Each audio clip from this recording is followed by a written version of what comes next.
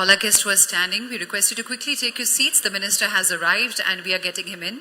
So we could quickly have the house in order and then we'll get the show started in the next 5 minutes.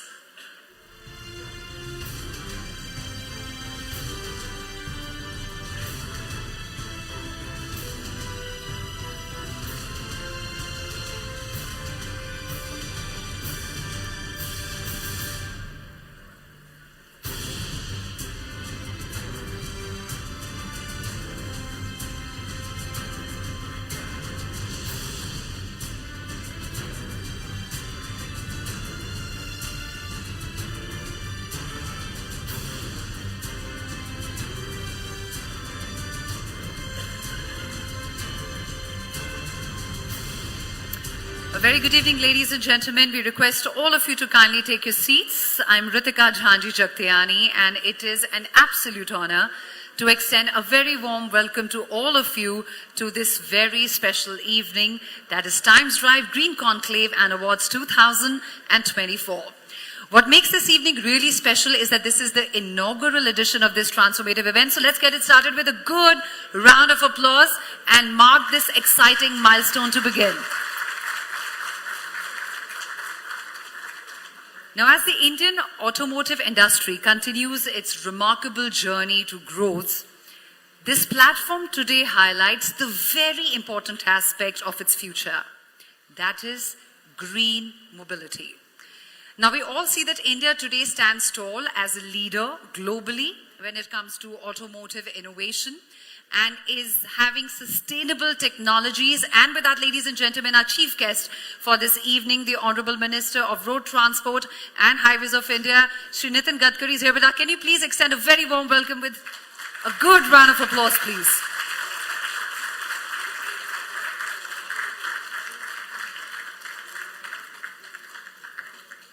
A big thank you to Honorable Minister for taking time out of his very busy schedule and being here with us today at Times Drive Green Conclave and Awards 2024. A very warm welcome to you, Honorable Minister.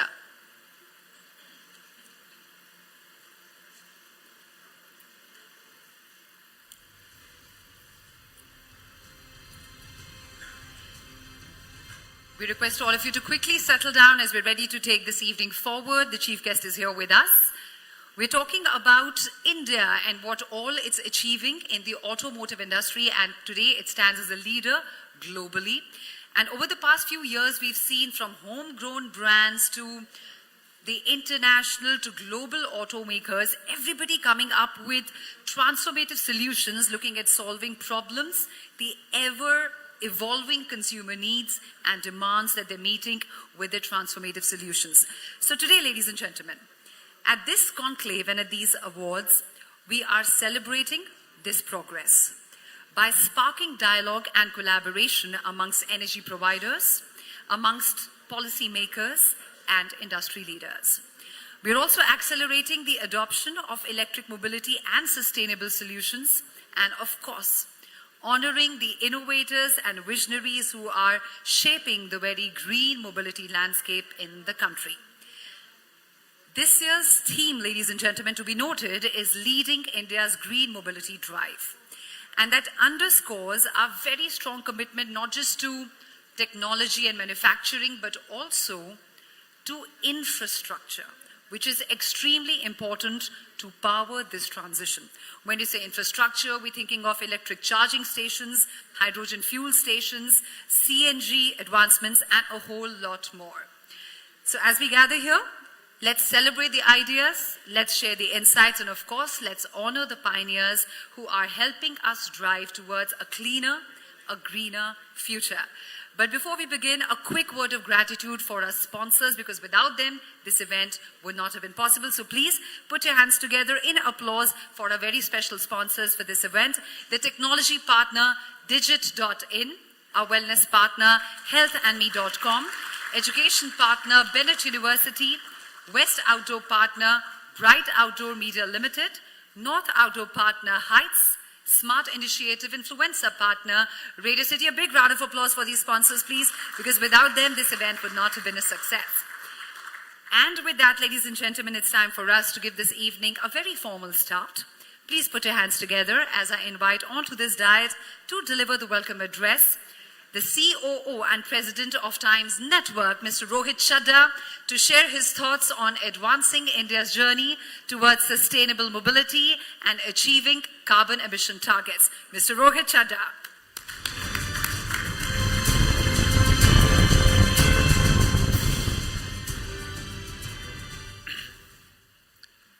Good evening, everyone. Honorable Union Minister of Road Transport and Highways, Shri Nitin Gadkari ji, leaders of India's automobile industry, innovators, policymakers, and all our distinguished guests, I warmly welcome you to the Times Drive Green Conclave and Awards 2024. At Times Network, we are home to some of India's premier digital brands: Times Now, ET Now, Times Now Bharat, Digit, Zoom, Sports Now, Pickleball Now, Health and Me, to name a few, and of course, your very own Times Drive. Each month, we engage with hundreds of millions of viewers across our diverse platforms, including websites, apps, YouTube, and social media. Today marks an exciting milestone as we officially unveil a dedicated digital destination, timesdrive.in, an initiative dedicated to leading conversations on mobility and shaping India's future. Under the leadership of Shri Gadkari ji, India has set new global benchmarks in road transport and infrastructure. The Times Drive Green Conclave and Awards aim to spotlight innovations and foster collaborations to accelerate India's green mobility revolution. The inaugural edition, theme Leading India's Green Mobility Drive, centers on the partnerships needed among manufacturers, energy providers, tech innovators, and policymakers to scale sustainable solutions. India has emerged a global leader in the auto sector, with the EV industry experiencing unprecedented growth. As per reports, the Indian EV market is expected to grow at a CAGR of 49% between 2022 and 2030, reaching an annual sales volume of over 17 million units by 2030. Furthermore, India recorded the sale of 1.1 million EVs in 2023 alone, a staggering 150% increase over the previous year, underscoring the rapid shift towards sustainable mobility. Now, none of this progress would have been possible without the exceptional leadership of our chief guest, Shri Nitin Gadkari ji. Under his visionary guidance, the Ministry of Road Transport and Highways has spearheaded transformative initiatives. For instance, over 6,000 EV charging stations have been installed under the FAME2 scheme, with a target to install over 20,000 in the coming years. India is championing the use of green hydrogen. Policies incentivizing flex fuel and biofuel vehicles have been introduced. The growth of the EV ecosystem is not just a policy story, but also a consumer-driven revolution. According to Google's 2023 report on EV search trends in India, searches for electric vehicles surged by 110% year on year, with Tier 2 and Tier 3 cities showing the most interest. Additionally, nearly 70% of Indian consumers surveyed in a Deloitte study expressed a preference for EVs over traditional vehicles, citing lower running costs and environmental benefits as key motivators. This wave of interest is amplified by the internet and social media, where millions turn to trusted publishers like Times Drive for insights and authentic reviews, as well as individual content creators for direct user inputs. Digital publishers and social media influencers have become vital advocates for green mobility, simplifying complex topics and making EVs relatable to the masses. That's why tonight, we honor not only the best in EV and alternate fuel vehicles, but also the top influencers and creators. At Times Network, we remain committed to amplifying these efforts and providing a platform to recognize the change makers driving this green revolution. Tonight, as we celebrate these pioneers, let us also commit to accelerating our collective journey towards sustainable mobility. With this, I once again welcome you all and look forward to an evening of exchanging ideas about the future of India's green mobility. Thank you.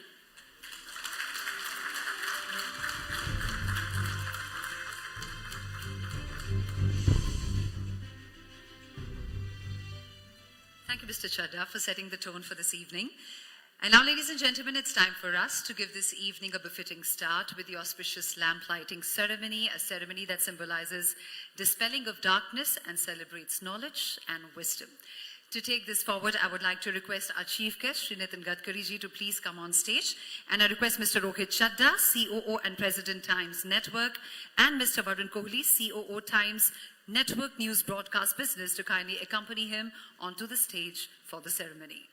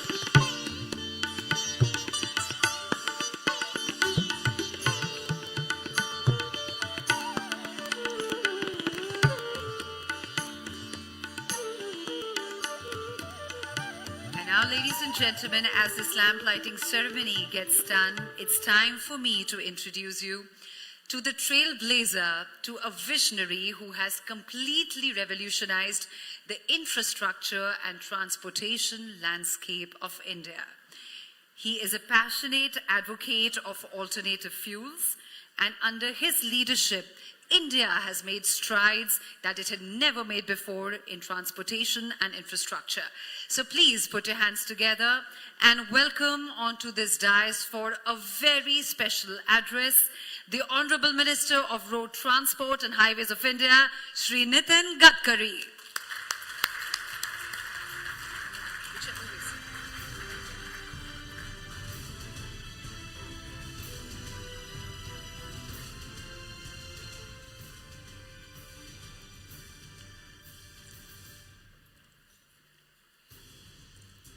Mr. Rohit Chadha, Chief Operating Officer and President of Times Network, Mr. Varun Kohli, Chief Operating Officer at Times Network News, Broadcast and Business, Mr. K. Vijay Kumar, CEO, all respectable dignitaries and dear friends.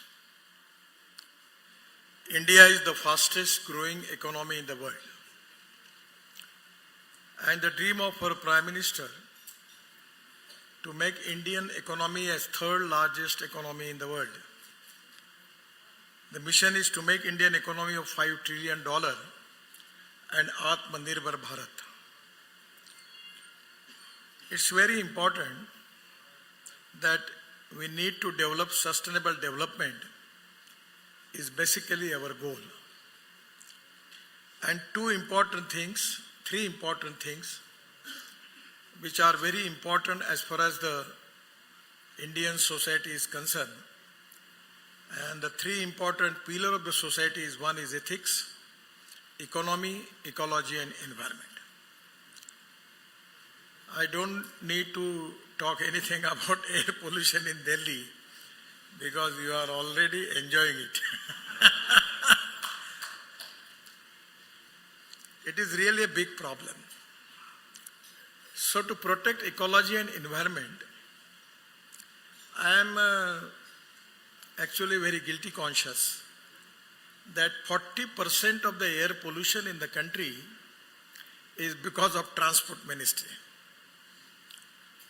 We have the import of fossil fuel of 22 lakh crores every year.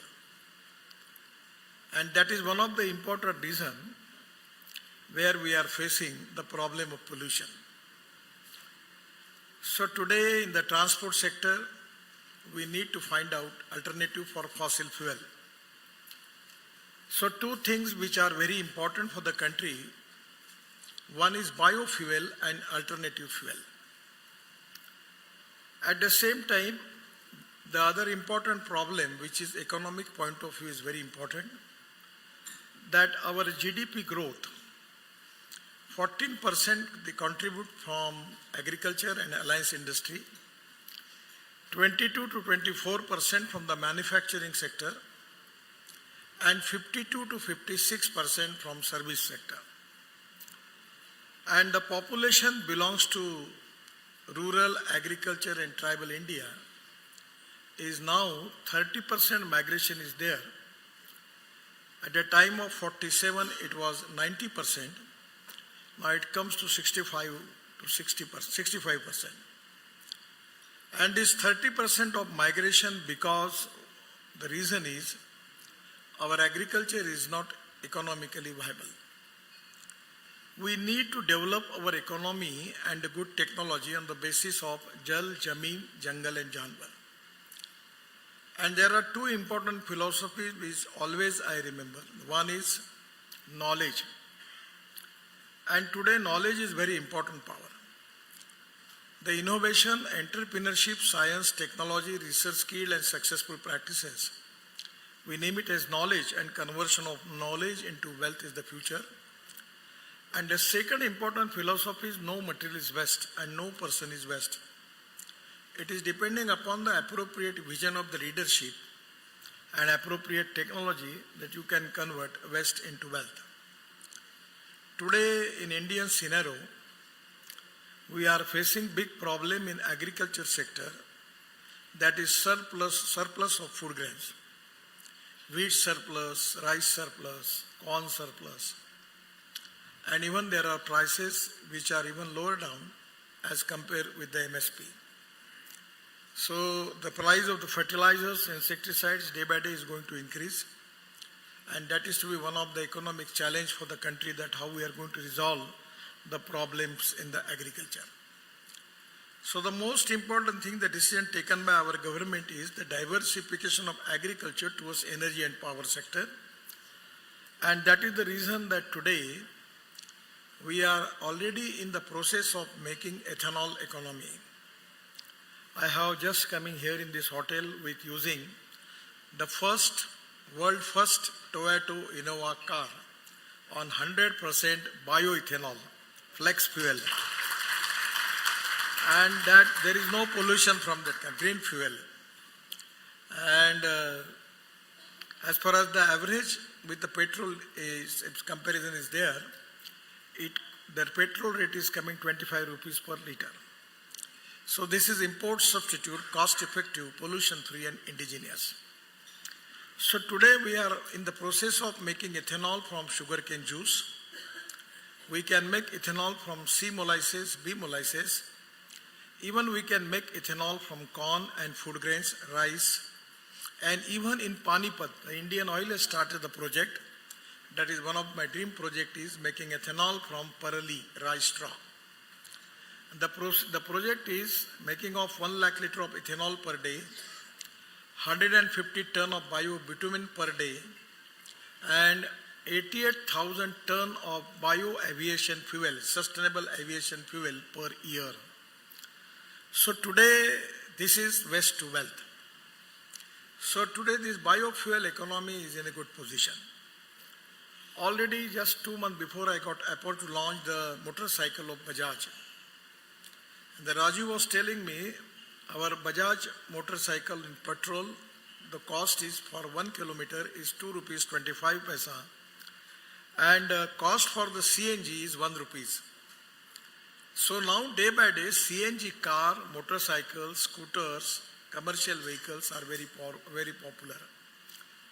Today in Punjab, Haryana and Western UP and some part of Karnataka and Maharashtra, we have 400 projects in the process where they are making bio-CNG from biomass, particularly parali, rice straw. You know the problem of burning of parali, we are facing pollution problem in Delhi. So now in Panipat, they are purchasing parali by 2,500 rupees per ton. Creating value in the West is very important. And now there are 400 projects, out of the 60 projects are already completed. As a transport minister, my ministry has taken a decision for Euro 6 emission norms. The all tractor manufacturing companies owner come to me and requesting me that don't do it because this is going to increase the cost of tractor by 1 lakh rupees. I give them solution that you should immediately go for electric, ethanol, methanol, bio-CNG for tractor. Then I will withdraw that. If you are not going to do it, I am going to implement that. And today I am happy that Mahindra and Mahindra is making tractor on CNG. Then electric tractor, 2 days before in Nagpur, we have a big agro convention, Agro Vision. 2 lakhs farmers participated. And the exhibition, there was a tractor on CNG, tractor on LNG also, and a tractor on electric. The new startup in Meerut, they are making the tractor on electric. And 50 horsepower tractor costs 13.50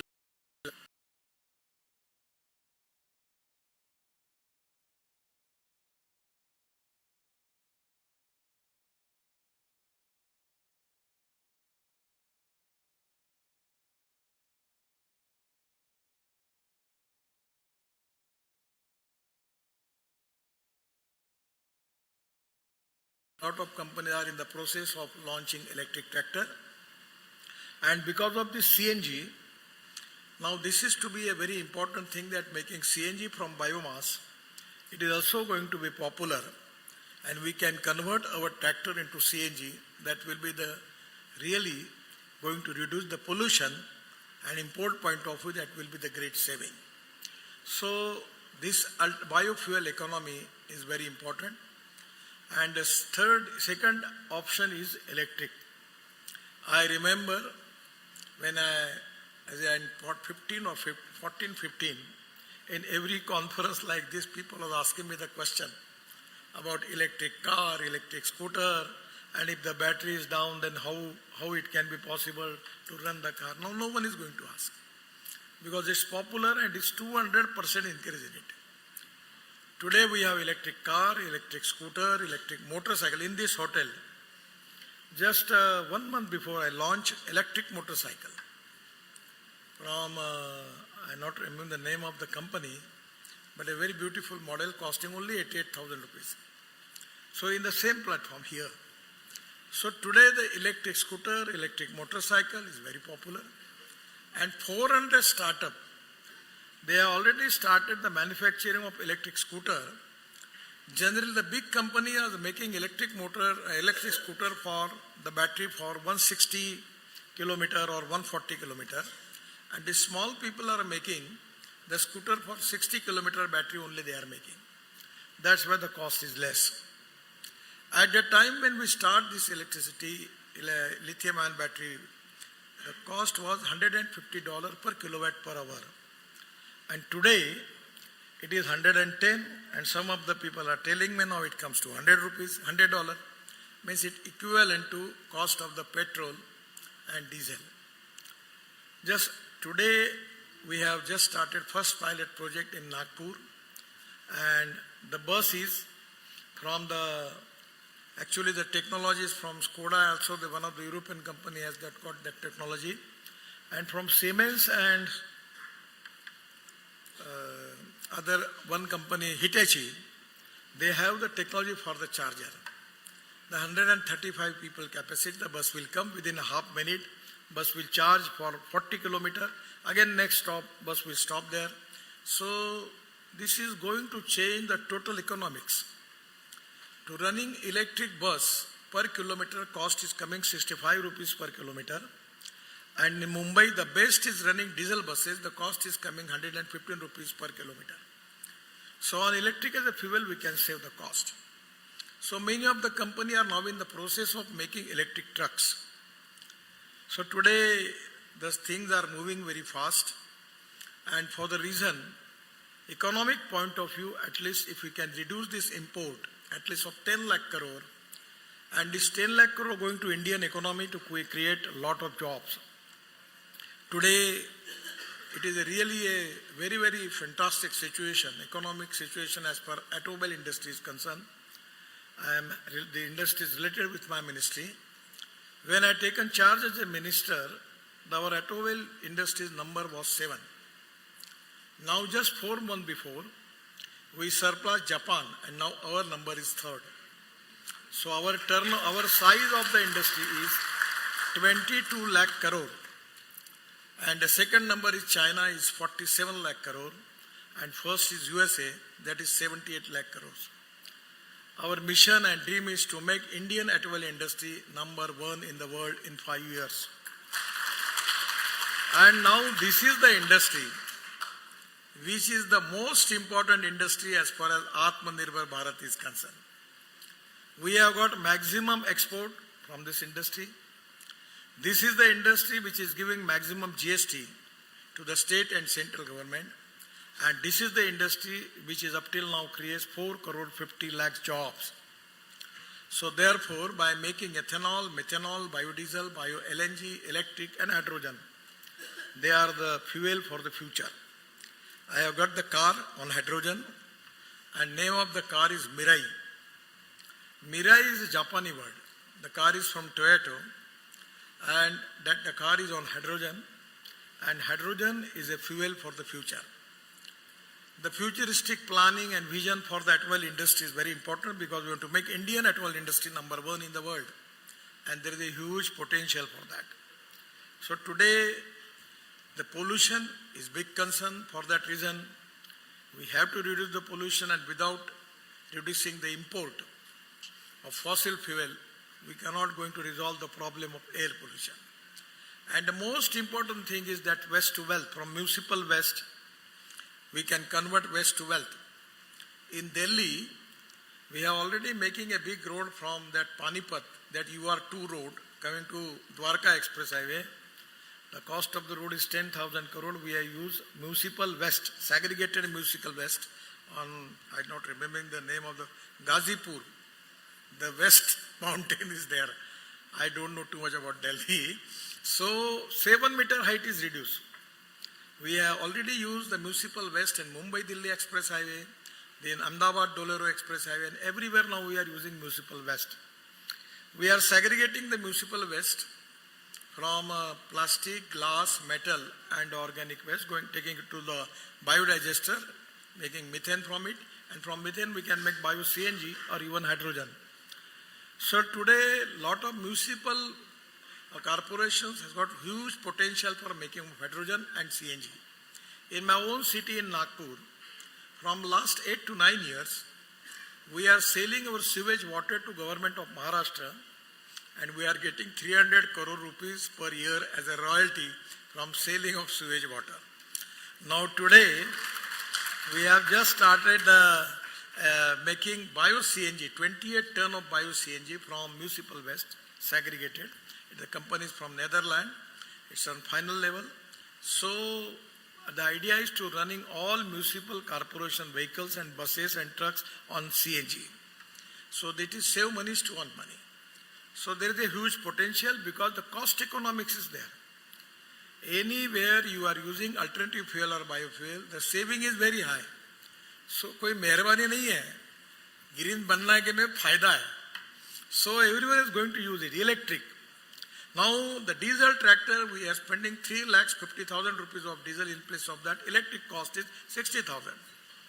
Now suppose if you have an electric scooter, if suppose you are using 10,000 rupees per month for the petrol, then for electric it is 1,200 rupees. So it is import substitute, cost effective, pollution free and indigenous. At the same time, it is going to helpful for the agriculture, rural and tribal India to increase the income for the farmers and to increase the growth rate in the rural area, agriculture sector. So today it is really a very important thing that this green economy approach is going to make India Atmanirbhar Bharat.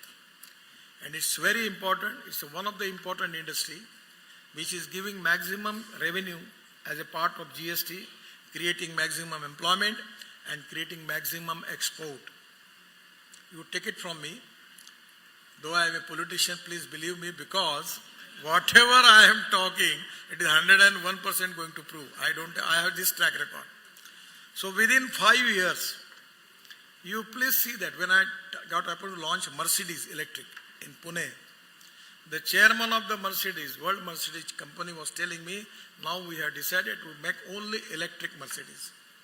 So this is the time that India will be the #1 manufacturer as far as alternative fuel and green fuel is concerned, and we will have lot of export from India, except one or two. All important automobile brands are present in India, and their idea is now to have a big manufacturing plant in India and making export from India. That is their vision. So today, not only you are making green India, but we are making the Indian economy strong. So I'm really happy that you are thinking on the line about this green drive, and is very important for the country, for the development of our country, for the agriculture, rural and tribal sector. And at the same time, it is going to increase our export and reduce our import is also equally important for Indian economy. Once again, I am giving my thanks to taking initiative for this green drive by Times Group. It's a very, very important for the country. It is the future of our country. And for your initiative, I am giving my special thanks to Times Group and all the concerning people. Thank you very much. Namaskar.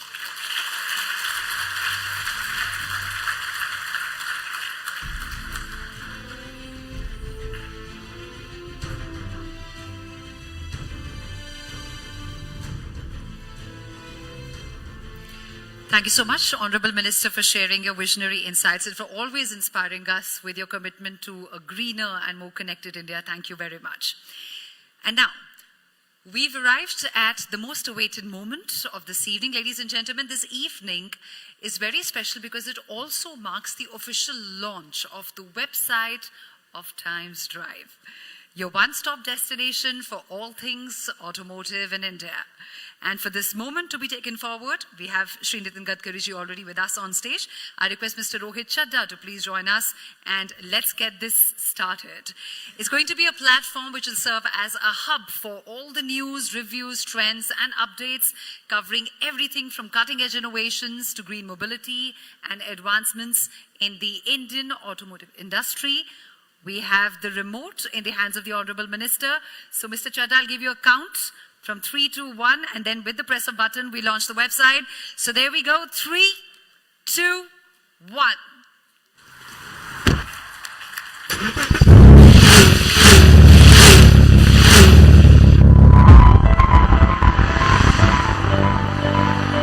Do you find yourself constantly chasing the latest trends in the auto world?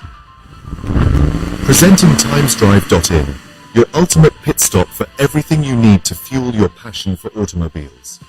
Times Drive brings you closer to the pulse of the automotive industry. Whether you're following the latest news, seeking detailed reviews, or comparing the best deals, we provide insights that matter. From cutting-edge electric vehicles to the hottest new launches, timesdrive.in is your trusted source for reliable and comprehensive information, making your journey seamless and informed. We aim to empower enthusiasts and buyers alike, keeping you ahead of the curve in a world that's always on the move. As the world shifts gears towards sustainability, Times Drive takes a bold step forward with Times Drive Green, our commitment to cleaner and smarter mobility. This initiative focuses on electric vehicles, hybrids, and next-generation fuels like green hydrogen. With Times Drive Green, we're paving the way for a sustainable future, one vehicle at a time. Whether it's exclusive insights, user-friendly guides, or trend analysis, this platform connects you with the latest innovations driving the green revolution. But that's not all. TimesDrive.in enhances your experience with its AI-powered smart assistant. Planning a road trip? Need real-time updates on toll prices and road conditions? Our AI-powered smart assistant has you covered, offering highway assistance that's just a message away. It even lets you share your live location with family or friends, making your travel safer and more convenient. Searching for your next vehicle? Just ask. The AI-powered smart assistant curates recommendations based on your preferences, whether it's budget, features, or style. It's your dedicated assistant, guiding you from exploration to purchase with ease. TimesDrive.in redefines how you engage with the automotive world. From staying updated to choosing the right vehicle and embracing green technology, it's built to meet every need. The future of mobility is here, and TimesDrive.in is leading the way, fueling passion, innovation, and sustainability. Discover what's next today.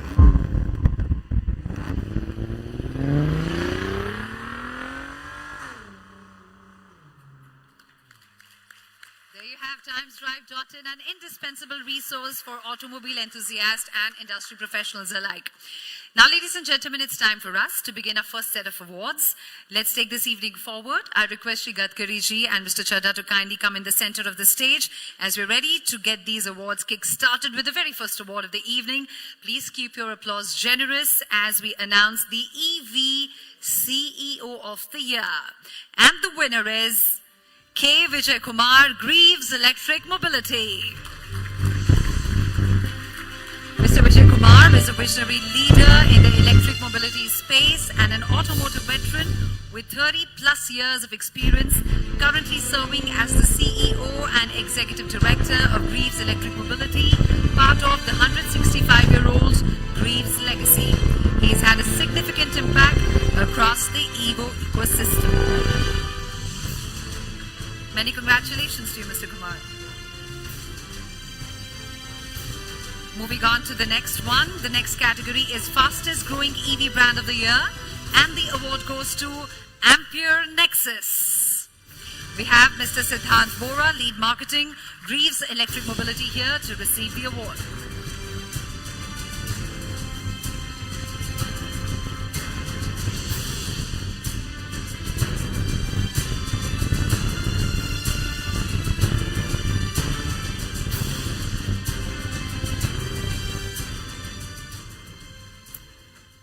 And the next one, ladies and gentlemen, the category is Business Impact Through Social Media.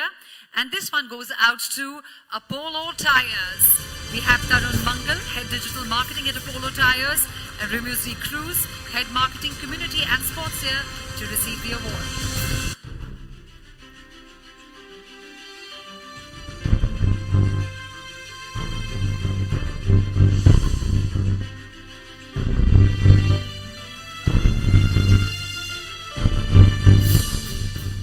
And the fourth award for this evening is Most Innovative EV Technology, and the winner is MG Bus. Many, many congratulations, MG Bus, for bagging Most Innovative EV Technology Award at Times Drive Green Conclave and Awards 2024.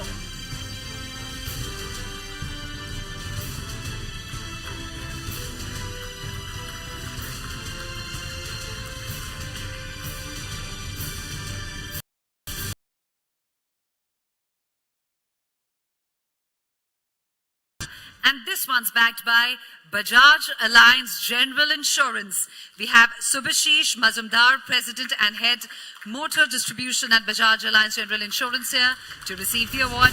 Many, many congratulations.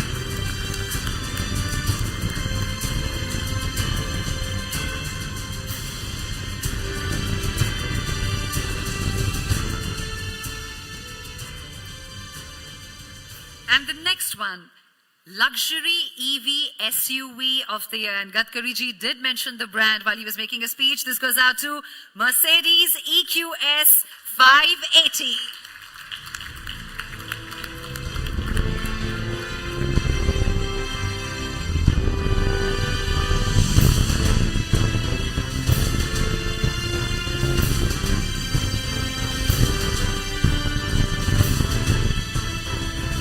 Many congratulations to you. Shri Gadkari ji, thank you so much for gracing us with your presence. Just a small gesture of gratitude from our side. Mr. Chadha, I request you to present a small token of appreciation to the Minister.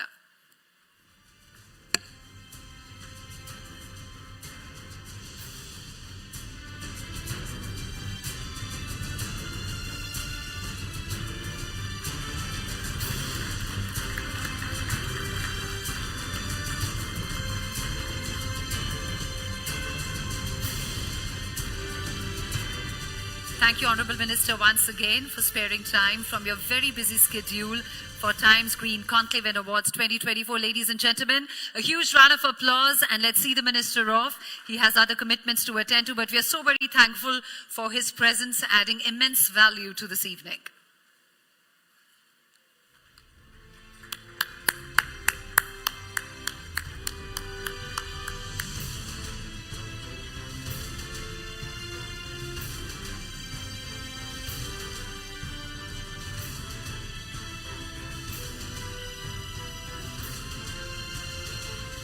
We request all our guests to quickly settle down so that we can take this evening forward.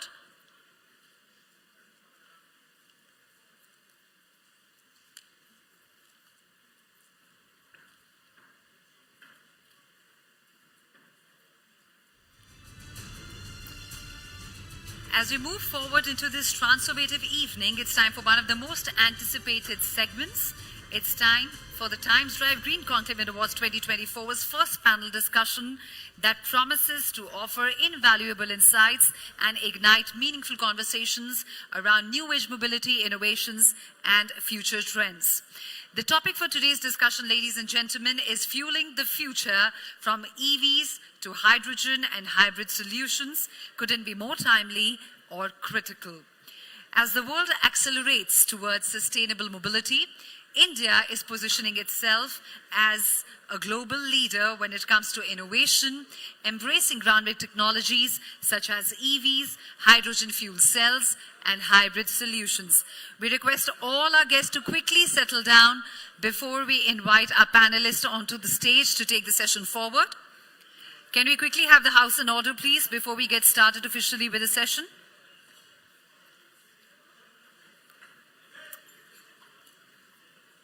Talking of these innovations forward, ladies and gentlemen, they're not just key to reducing our carbon footprint, but also are paving a way to shape the future of transportation. It gives me immense pleasure to invite our very esteemed panelists for the session. We'll just wait for a minute for the crew to quickly set up the stage for the panel, and then we'll invite them over.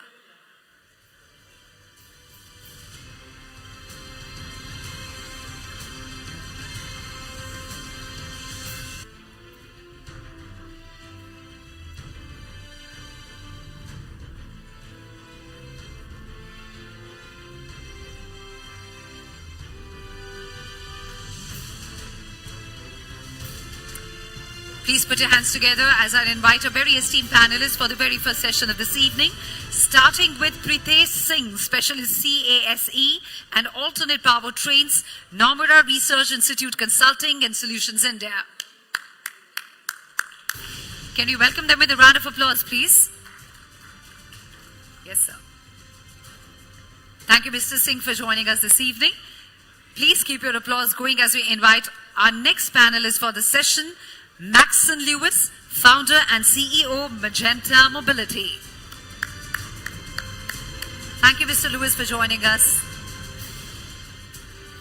Our next panelist for this session is Rama Shankar Pandey, Social Defense Fellow, Ministry of Social Justice and Empowerment, Government of India. Thank you, Mr. Pandey, for being here with us. And keep the applause going as I invite Madhumita Agrawal, CEO and founder of Oben Electric. We're looking forward to a very engaging discussion, and we're fortunate to have with us an expert moderator. Let's welcome Manas Tiwari, Technology Editor, Times Network, whose extensive knowledge and dynamic approach will steer this dialogue forward. Over to you, Manas Tiwari.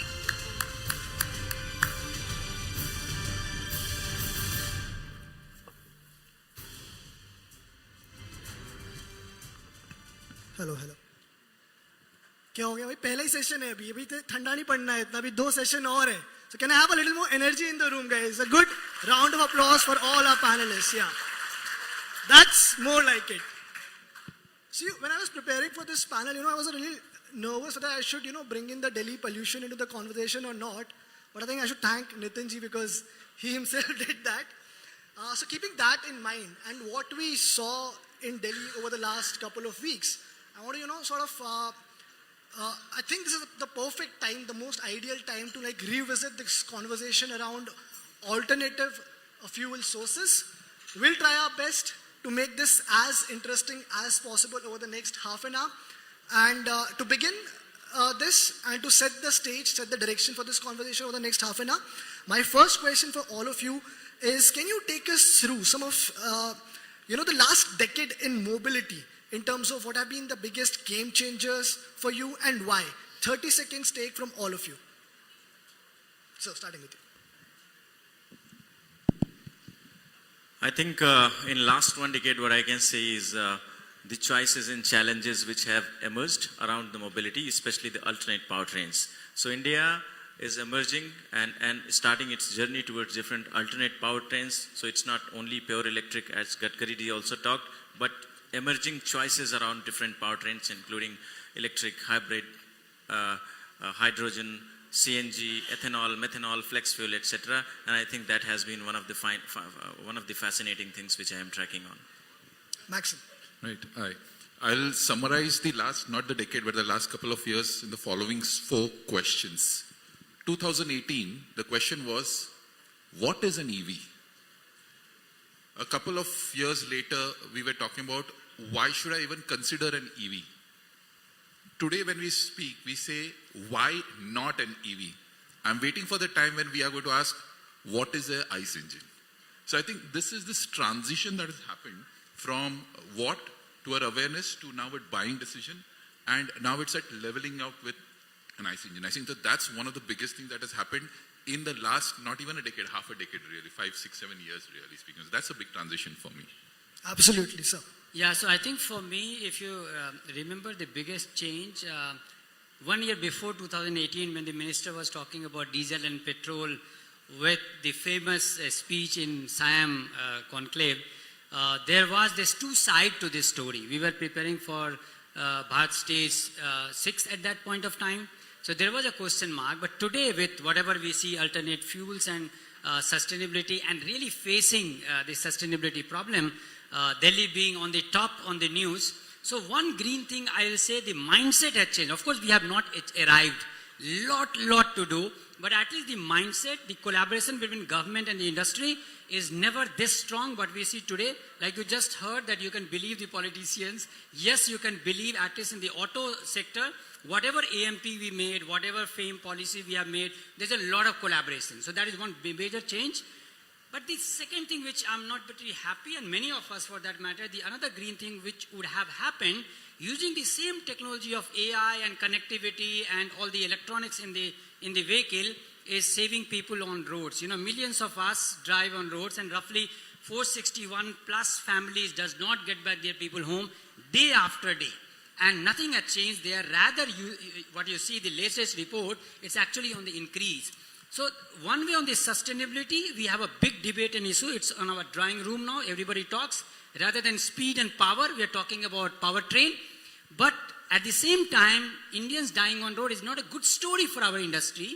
And this is something where I feel we have not arrived. We have not even started. The mindset has not changed. We still believe a road crash is like a bad luck, not like a science. With the same ADAS, with the same autonomous driving, all this connected technology we can do. So I will say in summary, decade, one good thing achieved is the mindset on the powertrain, multi-fuel. But something we have not achieved at all is our dedication, commitments towards safety.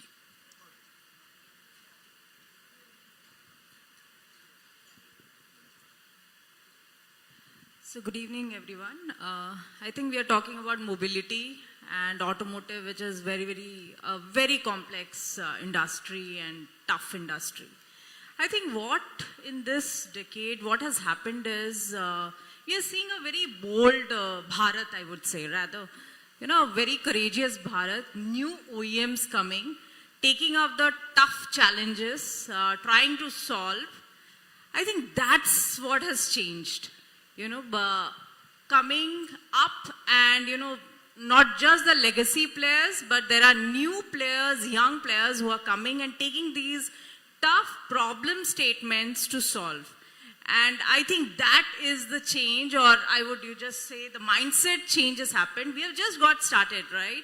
I think there are many problems, which is also opportunity.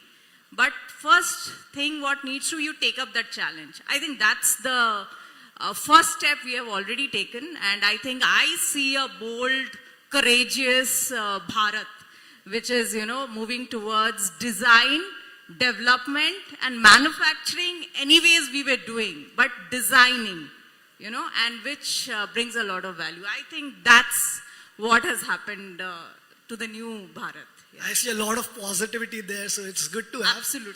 Now, Pritesh, you interestingly mentioned how, people are even going beyond EVs now and adopting, hybrid solutions. And sir talked about the consumer mindset. I want to sort of club both these two and ask you, how has the consumer mindset, especially in India, sort of changed to adapt EVs and hybrid solutions? Okay, I think very relevant question, Mr. Tiwari. When we talk about consumer, ultimately everything revolves. Consumer is at the center of the decision making. So when any consumer decides to buy a car, if you do a study and a post, let's say, on Times Drive in a survey and ask 10 questions, everybody is going to tick on, environmental reasons are one of the reasons why they choose any alternate powertrains, including EVs. But I'm telling you, it's not the real reason. People not that much care about environment, let me say that. So whenever we do studies, definitely we get such responses, but we have ways to, rule out and find out accurately what they are looking for. It's very simple. Consumer wants what they have been or much better what they have been experiencing till now. So if I talk about electric vehicles, consumer wants electric vehicle which is at least at par the ICE cars. That is why when automotive OEMs started introducing electric cars in India, many of them went ahead and thought that low-end solutions are going to work in India, but many of them failed, and eventually everybody is trying to bring similar product categories or much better experience and the solutions. So consumer definitely wants at least solutions or the products which are at par to what they have been experiencing. Now in terms of purely electric car, if I want to have an electric car and drive that smoothly, I definitely want to have it at the comparable prices, which we are not getting, but that's fine. We do the TCO calculations. Everybody is smart enough to do that and finally calculate within 5 years or 8 years of warranty period how much I'm going to run and what kind of benefit I'm going to get out of it. But at the same time, first set of consumers in India for electric vehicles are fine with doing the home charging. But as you move on and keep adding the second and the third level of the consumer sets, I think we need more and more charging infrastructure. As a consumer, nobody wants to take the kind of, the challenges, let's say the payment challenges, identification of the charging infrastructure, reliability of the charging infrastructure, safety, security. I think that hurdles needs to be resolved. That is one of the reasons why in passenger car, personal mobility, electrification growth is still at the 2% level. And we talk about 30-40% penetration. So that's my take on it. Good that you mentioned all those challenges, because that's a perfect segue to my next question, which is to you, sir. Yeah, but I'll just add what he just said. I think it's true that consumer behavior, if you study, and we did some study when I was CEO for Tata Green Battery, actually, can there be a premium on sustainability? Now this, till date, every survey is negative. Consumers are not ready to pay 2 rupees more, 5 rupees more, 10 rupees more for sustainability. Of course, they want, it's a desire, it's a wish, given that the price remains the same. or maybe lower. So even if you are not able to understand the whole cost breakdown, but we are very good in bargaining it, and this is a big impediment, I think a big challenge. And this is true with any of these topics which is good for our country, be it from the pollution emission side or be it from the safety side. That they also, when I was MD for Hella, I could clearly see that every customer was asking me for a German product, which is that kind of standard, but the price remains the Indian price. So this... Saste mein chahiye thoda sa. I like how quickly we have come from all that positivity to, actually bringing up all these challenges, and which is what I was coming to as well with you, sir. That, what are you mentioned one thing is, of course, the price, which I'll again discuss in detail, but what are the other challenges in terms of EV adoption, do you think? Anyone of you can take it, yeah. So from the EV adoption, I think, like rightly said, you can say green, but green till the time it is not there on the balance sheet, it doesn't show positive in terms of profits. Everything is more of an innovation. It's a pilot, I would put it that way. So let me answer this question. What are the challenges? I think first thing we need to understand that when we talk about green mobility or EV, it's important to dissect the segments. Because every time we talk about an EV, we do not register that vehicle till the time it's a four-wheeler passenger vehicle in which we can sit in. But the transition has already happened. As on date, in India today, 51% of all the three-wheeler cargo sold in India are electric already. Right? But what's happening is passenger segment is something which is slightly later. In the two-wheeler, of course, there's a lot of transition already which has happened. Buses, in fact, subsidized by the government and to the government mandates, already all the new buses, public buses, are already electric. Now, where exactly is the issue? The issues have also changed. The challenges have also changed. I think 4 years back, if we're talking, the first question was, hum log charging kahan karenge? Right? Now we have more charging. Even for the passenger segment, if you were to look at actually the spread and utilization, there's enough chargers on the highways. Those networks are there. The challenge now is, where can I provide charging at the place that I work and stay? So there the challenges are not about the infrastructure, the challenges are about the provisions and the government laws to enable that. Okay. If you were to look at another point, is the quality. If you look at the four-wheelers, etc., buses, I think there's enough progress that has happened. But still today, what makes news today in the electric vehicle is the lack of quality, and we know enough about it already. So I think there's enough and plenty work that needs to remain over there. And last but not the least, I call it the revolution that is there for India available, is the EV revolution. But that can only happen if we have R&D in India and lesser of putting things together, copy-pasting, but a lot of R&D and a lot of battery and battery-related technologies happening in India. I think so. Challenges come with an opportunity. I think that's one of the challenges. I still feel India has a long way to go before we start to really invest into building it for the future and not for the yesterday. Okay. But Madhumita, how do we make it affordable? मतलब सस्ता कैसे करें? जो हमारी पहले भी बात हो रही थी. Because you see, I'll tell you what. Yesterday, for example, there was a major car maker which launched a couple of electric cars. Now the social media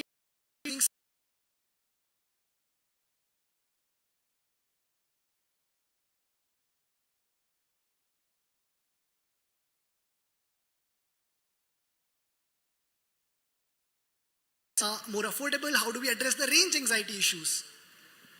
So I think, this consumer mindset, what consumer is looking at. One is there is a change. Consumer is now investing in design. They want good looking product. Reliability is undebatable. So it has to be reliable. It has to be, sturdy, right? Especially for India. These are two things like reliable chahiye, but design is something what the change in consumer. Now it comes how you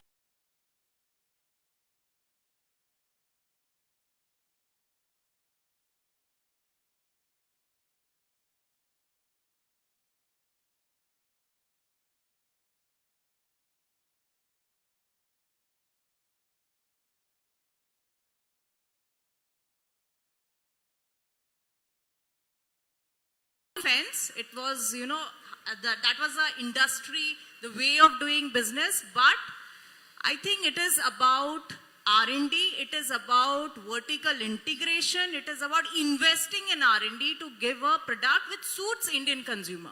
You cannot say something bringing from outside will right away get into the system. That will have some hiccups. It will give you a, initial sprint. Initial but push, it will give push, that's fine. But sustain, how do you sustain? Because this consumer is very, very smart.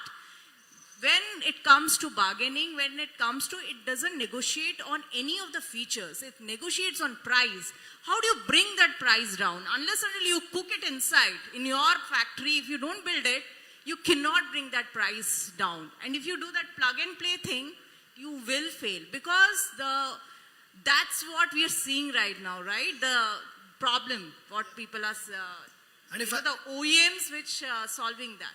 So I think it's an entire package which you have give to the consumer, and that package will only will come with technology, only will come with your R&D in-house capability. I think that's the new story of India, and that's happening. You are seeing it takes time. Initially there was a lot of hue and cry in the industry, but the dust has settled. Let me put it that way. The dust has settled. Now you see the players who are there. it's getting a little mature. Right. Yes, And if I have to yes. address, I can be a little cheeky with your reliability comment. I would say your vehicle should make it back home and not to a social media post. Right? Yes, absolutely. You want to add something? Yeah, I want to add something. I'll take a minute, please allow me. She really talked about that consumer is not ready to compromise. They want everything. And Madhumita also talked about how we can address these challenges. Probably the technology is going to address this challenge. Now, addressing this technology challenge is the biggest challenge. Product introductions from OEM has to be at par at least with what you have in ICE vehicle. That is what is minimum acceptance level. Government wants energy security, manufacturing import dependence, carbon emissions, and the employment generation. There are two facets about it. Now, let us look at the technology. How Indian OEMs and Indian traditional component manufacturing industry in India has been operating is building technology from outside. When it comes to newer technologies, for example, electrification, we think that we have the land and the money power, and we can bring the technology. Nobody is going to give you the technology, especially when it comes to the batteries, motors, inverters, converters, those kind of things. You can rely on China and keep thinking about that India is going to really develop the R&D and bring this technology. It takes time, more than 2 decades, not even 1 decade. So bringing the technology is really, really a very challenging task. Let's take the look, right, on the supply chain side. Batteries, despite talks started around 2012 with National Electric Mobility Mission Plan, followed by FAME 1, FAME 2, National PME Drive, etc. With the PLI scheme also, India only has, let's say, 15 to 20% localized content if I talk about direct and indirect localization for batteries. Motors you forget about. If you deep dive into the, the copper coils, the magnets, the MG cores, all those kind of things are still heavily dependent on imports. So if India wants to have its own capability around R&D and then kind of bring that into the technology, so at par components, Indianized, Atmanirbhar Bharat products, I think are still going to take a lot of time. So that is how we can say that probably pure electrification, we should not expect within 5 to 10 years. But I think we have started, right? So we have started. So it will take time, but you have to take the first step. So I think that's 100%, 100%. I think now we need to that is convert why the gloomy. Yes, steps into strides, maybe. Yes, I'm not that gloomy that it will take that. See, there's another route to this which we can take. If you look at, we can do it all ourselves. There is one variation of the strategy. Another can be deep partnerships. If you please understand the supply chain, you have a large pool of technology with the vehicle component suppliers. I basically represent ACMA, which is Auto Component Manufacturing Association. If just 2 things done, we need to be on the drawing board early enough, and we also need to be directly talking to what consumer needs.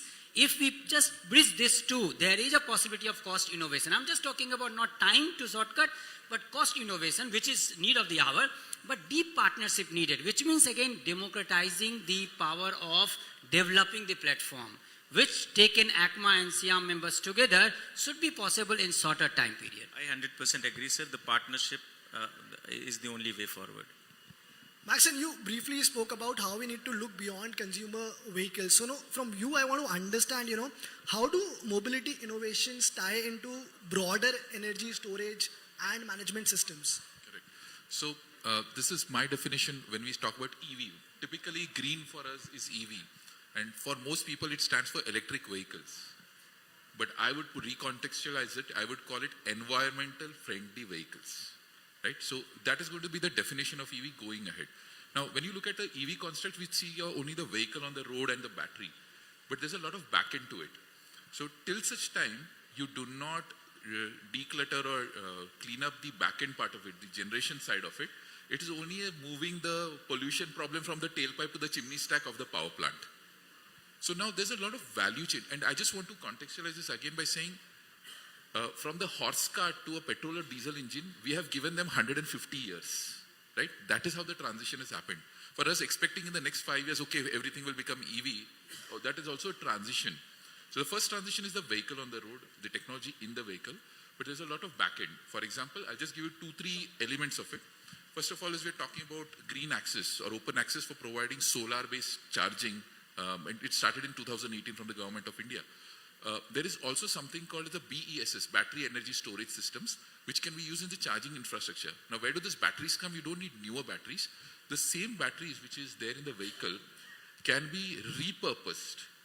Now, I'm not saying 100% of it, but those angles are already being worked on. The pilots are already in progress, just that they have not reached the scale that we start to see. So when we look at a transition in mobility, let's stop about talking about only what is on the road, but all the way back into it. Now there's another very important point on EVs or new vehicles that we say. Every electric vehicle is actually a mobile phone with wheels and a steering.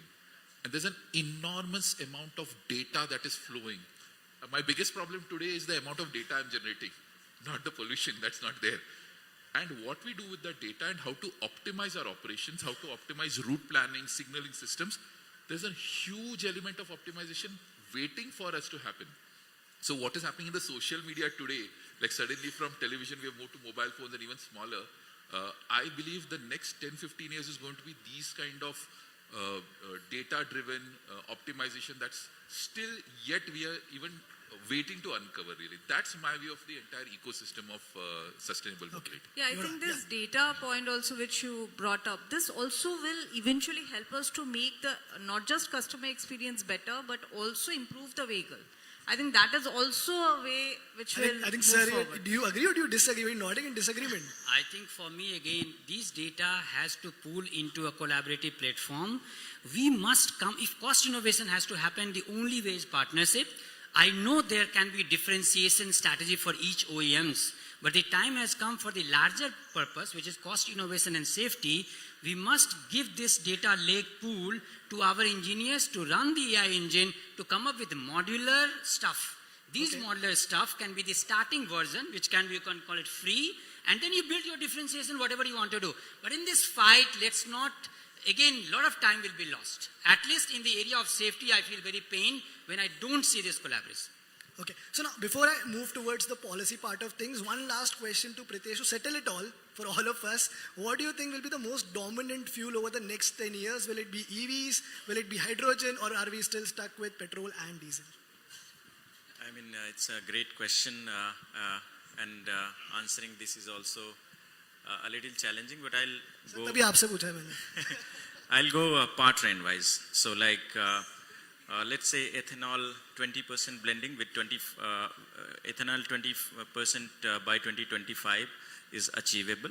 And with that, it also poses a challenge for flex fuels, the E85 or whatever E8, E100 India adopts. So that will be happening in few pockets, let's say some parts of Uttar Pradesh, Telangana and Maharashtra. So I think that's really going to be few percentage of the only penetration. Electric mobility is going to be one of the dominant powertrains together with hybrids, because obviously eventually India wants and India should have pure electric vehicles.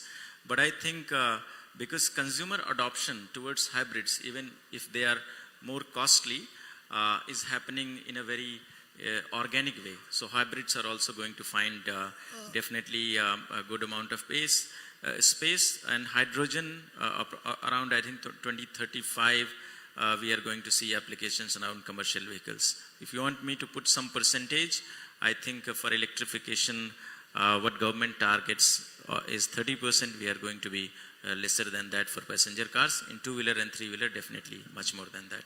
But Maxon, do you think this transition through hybrid solutions sort of makes the transition slower? Yeah, in fact, it's the hybrid is an intermediate solution because the last solution is not electric and beyond.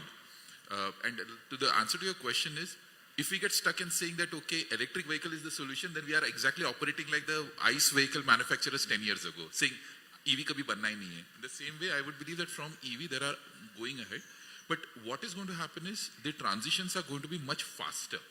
The learning cycle is a lot faster, and hence adopting something and dropping is going to be faster, which also makes things difficult for looking at it from a very long-term perspective. And you're seeing that in the OEM's decisions nowadays. So what I want to open up to the fact that these transitions, allow them to happen. There will be some which will succeed and fail. But for me, intermediate transitions are something we should let go of. Hybrid is something, of course, the Honorable Minister did mention about it. But those are transition steps.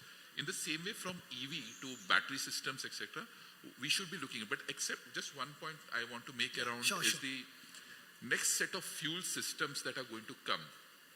There's a lot of learning that we have learned from what has happened in the EV space. Not even from a vehicle, but from the infrastructure, from policy making. When the next transition happens, be it hydrogen or anyone, I think this learning is going to add into making the adoption cycle a lot shorter. So transition, good that it's happening, but it will only help us in the near future. Enough time for one last set of questions to both of you. So Madhumita, how do you think the industry and government can work together to bring some of these solutions to the people? I think the government subsidies has done some wonders, and plus minus both. And government initiatives, I think more on the ground level we need to have. When I say ground level, when I talk about R&D, it should be more ground level, not just desk and table. I keep telling this in a forum. We should have more, hardware, proper hardware incubators, which is at the school level or college level, where kids are kind of put into that workstation, not just desk and chair, and that is what hardware incubators so-called are called in India, and there are very few. I think that's one at the ground level where the government can start having more impact. That is one. And then definitely on the OEM side, this is a forum to say definitely on the GST, which is a ask that OEMs have, that on the GST issue. I think that's one way. Subsidies, yes. Subsidies is not something on which you can build a business. It will not stay forever. So I think OEMs have to start thinking how to build a business without a subsidy. So that's my last point. Okay. Yeah. And Rama sir, how do we take some of these solutions to the rural parts or rural regions of India? Yeah, so I think, right question. I think you did not get the full answer from what will happen in which year. And that is precisely a very big problem. I'm not talking just for discussion, but representing the auto component industry. For us, the biggest issue is where do we invest now? How this is going to carve out? What is the return on investment for us? And the whole automotive industry is not only vehicle manufacture as one pillar. You have the back end, which is all our supply chain, and then you have the front end, which is all the repair and the circular economy coming in. Now we must think about them as well. And when you talk about rural, look at a place where you can't repair a battery, you can't repair a BMS, and we have to see. Look at just the auto, the e-rickshaw whole vertical. We just came up, no policy, nothing. I think today the largest community which just came on its own. Is it good? See, this is where you have to ask what the customer needs. A person who was doing cycle by foot, if he's getting a convenience, it happened because of consumer pull. It did not happen because somebody pushed it. So how do we then support him from that to a roadmap of coming to perfect? Nothing perfect happened on day one. So when we are looking at giving them a perfect product, of course the cost will also happen. So whether it is about rural, whether it is all the stakeholder, the idea is how can we take care of all these stakeholders? And there my advice in a small way will be that We cannot leave it to just like a, whatever happens we will see, but let us together come and design it properly. So if there is an investment, can we make the investment go into 3-4 purpose of the consumer? So if the connectivity is a technology, it can solve a EV problem with a reliability of EV, but at the same time, it can also support you for a driver behavior analysis. It can support you in the insurance sector. So how can we together come and make more use cases for the same technology so the investment from us as a component supplier work? This is need of the hour. If we do that, we'll be the winner, as India is not on a high, affordable, we don't have that much public investment to be done. This has to happen now. Absolutely. That's what the end goal is. I think that's our time as well. All of you were wonderful here. Thank you so much for your time. Guys, can we end this the same energy, the way we started it? A huge round of applause for everyone. Thank you.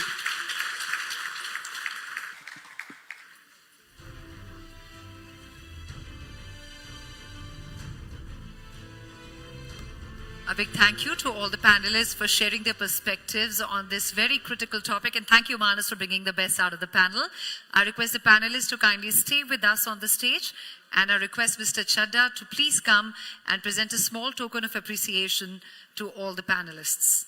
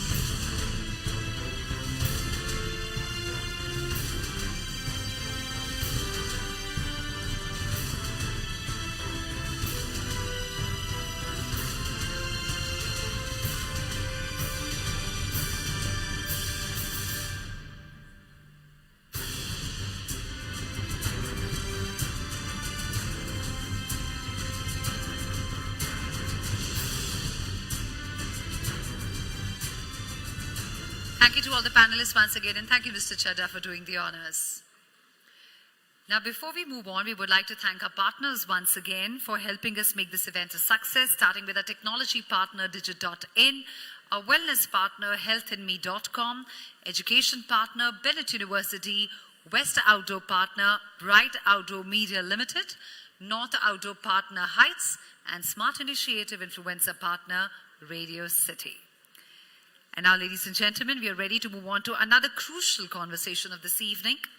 The next session is on a very important topic, which is about policy and financial incentives for green mobility, paving the way, regulatory and financial roadmaps. Now, as we stand at the cusp of a transportation revolution, policies and financial incentives play a pivotal role in accelerating the adoption of green mobility solutions.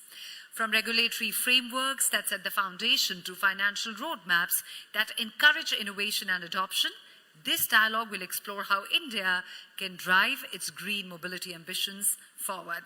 Please join me as I welcome our very esteemed panelists onto the stage, starting with the CEO and founder of 4C Advisors Private Limited, Randhir Singh.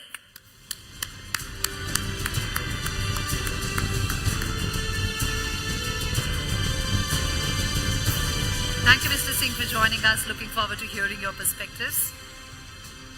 We're also being joined by Akshay Kashyap, Vice President, Society of Manufacturers of Electric Vehicles.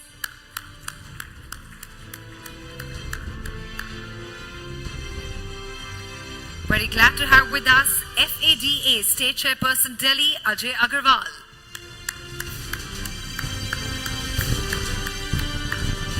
Please keep the applause going as I invite onto the stage the manager, Nomura Research Institute, Consulting and Solutions, Mohit Sharma.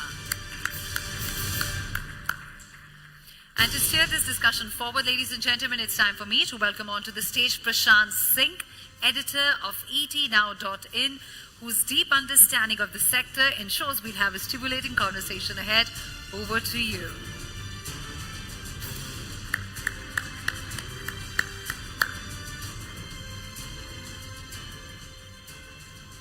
Over to you, Prashant.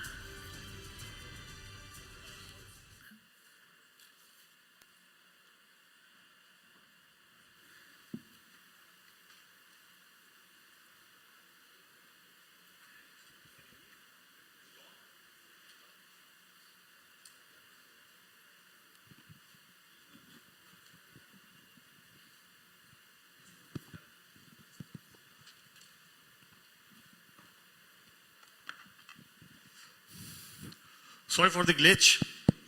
So, as Manas said, my colleague, that energy should not come down. Claps, please. So, since we are discussing the policy and financial roadmap, so let's start with a scheme that earned a lot of fame for different reasons. I'm talking about FAME India scheme. So we had FAME 1, we had FAME 2, now PM E-Drive is there. So what is your single biggest learning from these two legs of FAME that you think that in future, whenever the think tank sits and discusses the policy and roadmap in terms of financial incentives, other boost, should be ideally there in future? Thanks, Prashant. And when you talk about the FAME, I am very closely associated because I was the one who remodeled the FAME 2 when I was in Niti. You know, with the changing times and the adoption, how it is changing, I think the policy, the PME drive which has come out and the type of segments and incentives which has been built in, which are of course lower than what FAME 2 and or the EMPS offers.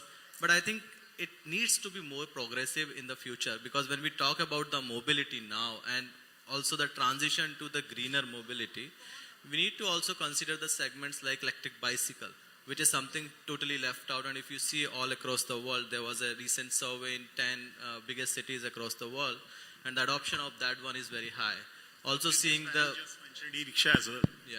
So e-rickshaw is fine because that is already picking up more than 50%. In fact, when we talk about the L3 segment and all, that is like they are the torch bearers of the EV revolution in our country. Now it's the next wave for the L5, which is now coming up, and also the incentives part is going to help this particular segment to progress. And also now the manufacturers are coming out with different models even in the L5 segment. Earlier those weren't present. So I think as far as the FAME is concerned, it has done its work very well, and almost all the, whatever targets were there were achieved. And let us not forget about the world's biggest e-bus tender, which was the most successful, and the prices of around 48 rupees and the 42 rupees, which are almost at par with the diesel powered buses, right? And that is one thing which has actually fueled the total revolution in terms of the public transport of the lower strata. So that has actually lived up to the expectations, and the PME drive, of course, we need to see.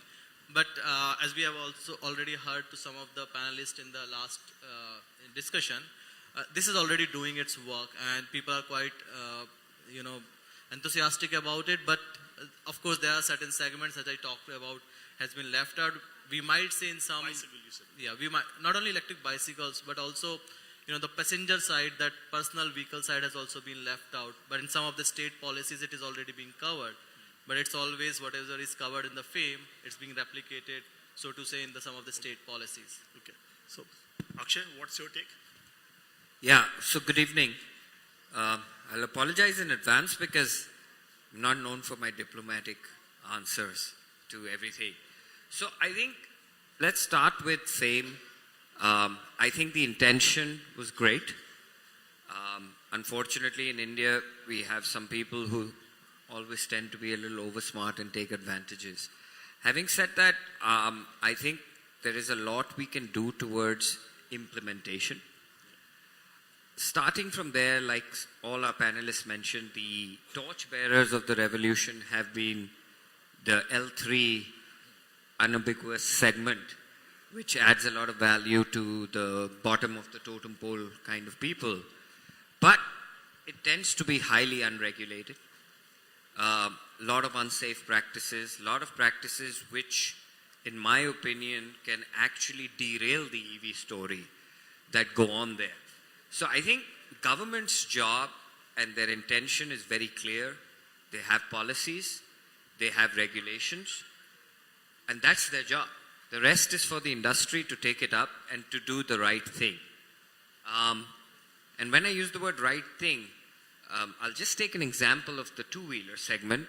In the two-wheeler segment, you can see the shift which came from all the kind of players now to the top four. And the only top four who have survived are the traditional players and the players who have technology. I think this needs to percolate down to every level. Otherwise, the EV story will remain with a few, number one. And the policies have to be enforced. And regulations need to be enforced. And they need to be common across the board. What I mean is the safety standard came in. And the last thing I would use the word is policy stability. I think continuous, frequent changes, redoing is not the way to go. Industry always says it needs to invest, and for investment, it needs stability and continuity. So I think that's very important. Ajay? Hello. Yeah, thanks, Prashant. I would second what Akshay said. FAME 2 was, my understanding, my feeling, FAME 2 was still more simpler and more aggressive. FAME 3, which is PM e-drive, the passenger cars have been left out. So we are talking a lot about vehicular pollution, but there is no FAME support on the passenger cars. I think the country had only 13,000 passenger cars registered under cabs. We already have around 6.5 lakh cabs running in the country, which needs to be electrified. Then the outlay is less on two-wheeler and three-wheeler. Third, a few days back, I was reading in the newspaper that whatever was the outlay for this financial year for the two-wheeler, three-wheeler cargo segment and passenger segment has already exhausted. So there is a lot of ambiguity in the policy. The new policy doesn't support certain segments. So I think it is very premature to withdraw or change the FAME the manner it has been changed. So have those lakhs have been deteriorated and eradicated from this PM e-drive scheme? I'm saying those challenges have been then overcome so far? No, the challenge, that's what I'm saying. We are at a very premature stage. Withdrawal will only, slow down the progress. That's my fear. Hello. Yeah. So I agree with my fellow panelists that FAME has done a very good job in kickstarting the EV industry in India. But as we see, as we go on, what we have realized is India is a price-sensitive community. So once you give the incentives, it kickstarts it, but it's very difficult to maintain it for a very long term, giving the incentives. So my idea is we can do some systematic changes regarding the vehicle pricing. So if I talk about the ownership cost, we have the upfront cost, then we have the insurances, warranties, then resale value. The thing I find is EVs generally have a typically higher price than the ICE counterparts. So what we see is some novel solution by some brands in India where they are decoupling the battery, offering battery as a service as separate to reduce the upfront cost. And when we reduce the upfront cost, your insurance cost also reduces because it's based on the IDV value. Another point to look at is as we see now, the 5-year warranty for batteries is becoming a norm, and some OEMs are also offering 8-year warranty. So we can have some leeway in the insurance premiums, warranty is getting covered or so. And third point I want to emphasize on the resale value. In case of ICE vehicles, we have a very good blue book to get out, after 5 years you will getting this much value. But in terms of EV, it's quite new. People are not sure what the resale value they're going to have. So I think if we address these things like reducing the financing cost like that, so people will be more acceptable to adopting EVs if they get it. So that's a viewpoint I wanted to have. So we just discussed about FAME 1 also, that it started with FAME 1 only. So it had 4 major focus areas: technological development, demand generation, pilot project, and charging infra components. So in terms of current scenario, what do you think that what should be the one focal area and one focal point rather than 4 points and discussing all these things. Currently, starting with you. So, see, of course, certain segments has to be supported. That's how you kickstart. Without charging infra, it's like chicken and egg issue. You have to have the charging infra, then only you say, the long distance travel would be most facilitated. So there are certain aspects. R&D has to be there at its place. It has to be incentivized in parallel. So we are not at that stage wherein we say, okay, let's just facilitate the consumer side or the manufacturing side only or the R&D side. It has to be parallel. But the bucket size is limited, wherein you have to find the right fit, that what is right, whether the 100,000 vehicles are right or that for the two-wheelers 10 lakh vehicles is the right thing. That is what has been done, I think, with the limited chunk which we have. But in the current scheme, allotting 2,000 crores for the charging infra is a very, very good move, because it was 1,000 crores in the last... Separate allocation is better always. Yeah. So in the last FAME 2, it was 1,000 crores. Out of that, 200 crore was done through the CESL and the EESL, and 800 crores was given to the oil marketing companies. Of course, it was not the 100% which was given for the number of chargers which they are going to put. 22,000 chargers and 800 crores is actually nothing for that. So from that perspective, this particular 2,000 crore allocation is actually very, very fine. But having said that, whether focusing one or two areas is fine or not, I think my opinion is that you need to focus on certain areas for sure. Electric bus is the one which is focused here also. Commercial one is also which is being focused here. Fire truck and other things are also part. Of course, little money has been given, like 500 crores and all, but at least this much is required for the sensitization of that particular segment. Otherwise, if you keep it totally untouched, which has happened with some of the segments, that it looks like battery swapping, which was the talk, I think 2 years back or 3 years back, even in the budget it was there. And the draft policy also we released, but it has never been finalized, right? We have not seen, battery swapping has not seen the light of the day. The 4 standards are already been written, BIS is already ready, but we have not seen the light of the day. Yeah. And battery swapping is still not, in terms of the incentives, at par with the the regular EVs. So I think there are certain points which has been left untouched. I would even go up to that extent.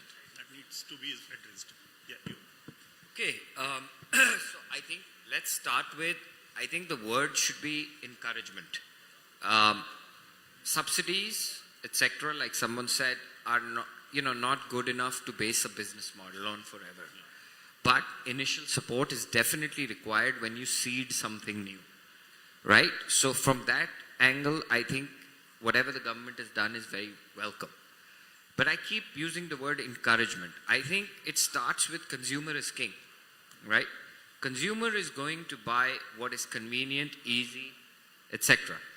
And I think the government should really focus on creating what I call as boundary conditions.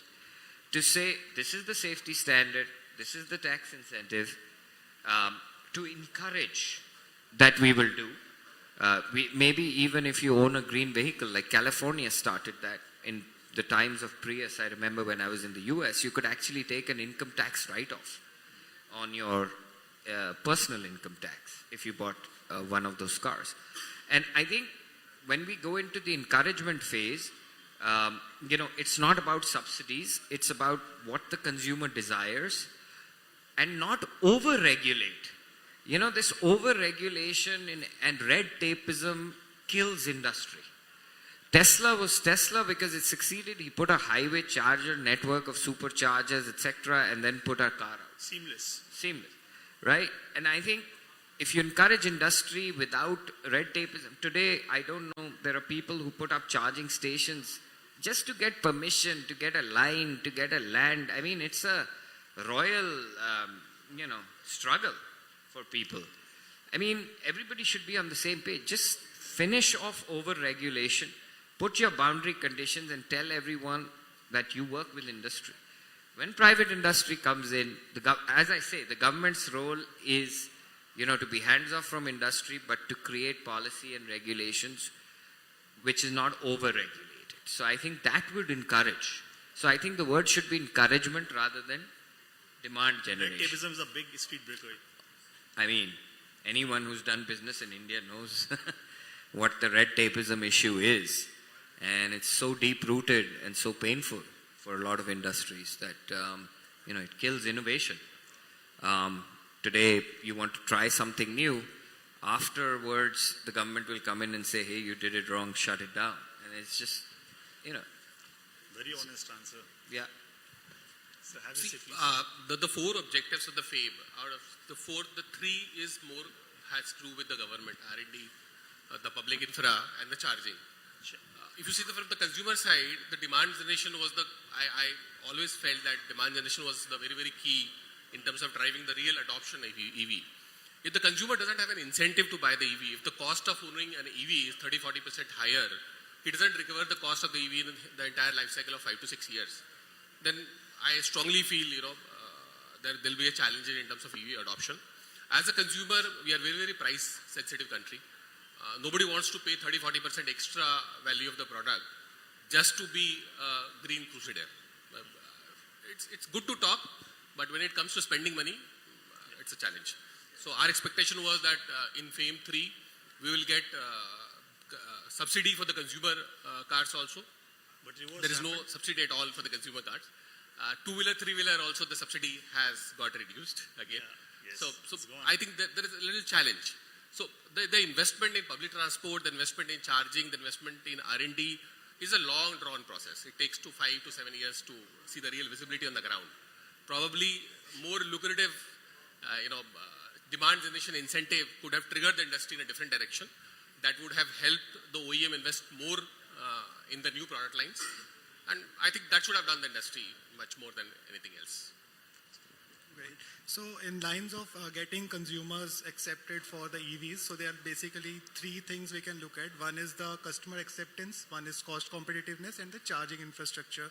As we see, customer acceptance is getting more and more as they get more accustomed to, let's say, EV cabs, public transport, like that.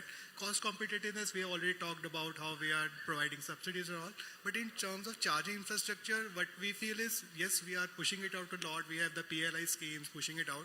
But there is a certain kind of misreality between the practicality of the stations. For example, what we see is in areas like this, we have the gated communities and we have chargers there. Yeah. And when a normal person drives on road, he sees in the application, he sees that charger, but he cannot go and charge the vehicle there because the society is there.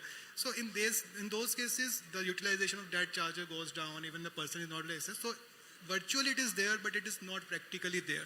So I think we need to look at these issues, that these things are accessible to more people so that they are more confident, I will get it there, so their range anxiety gets down. So I think that part needs to get taken care of. So Mohit spoke about practicality. So let's have one very practical thing, very practical question.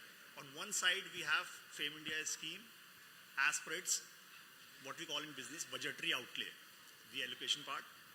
And on the other hand, we have schemes on ground in terms of their realistic implementation. So do you think a lot needs to be done when it comes to convincing that end consumer who is for some reason or the other is not so willing to buy EV or move transition towards EV? What needs to be done? What should be the top priority in terms of government? So, if you see from the government side, first is, he rightly pointed out that consumer incentive, consumer demand has to be generated. Price point he mentioned. Yes, at the right price point. And, when something is new, there's a change in the behavior which has to be pushed off. Plus the technological level at which we are for this new product. We cannot compete with, the who's who of, I'm talking about the China, at what price point they produce. So that's where the incentive comes into play. You may try to, lower the upfront cost, but in terms of the TCO, finally you have to see where the EV stands. Having said that, consumer demand was generated through the FAME schemes, which were the consumer-centric, demand generation, demand side. The second was the manufacturing. As a pillars of yes. FAME 1. Yes, and FAME 2 also, of course. And the PME drive and the EMPS, everything is the consumer incentive. Second comes the manufacturing side, where the auto PLI and the ACC PLI is the one which targets almost 60 to 70% of the parts, right? ACC PLI says that within next 5 years, 60% of the material for the cell manufacturing has to be indigenized. It's a big ask. So minimum of anode or the cathode, at least one of these has to be localized, which is a big ask finally. So and has to be implemented on ground. yeah, exactly.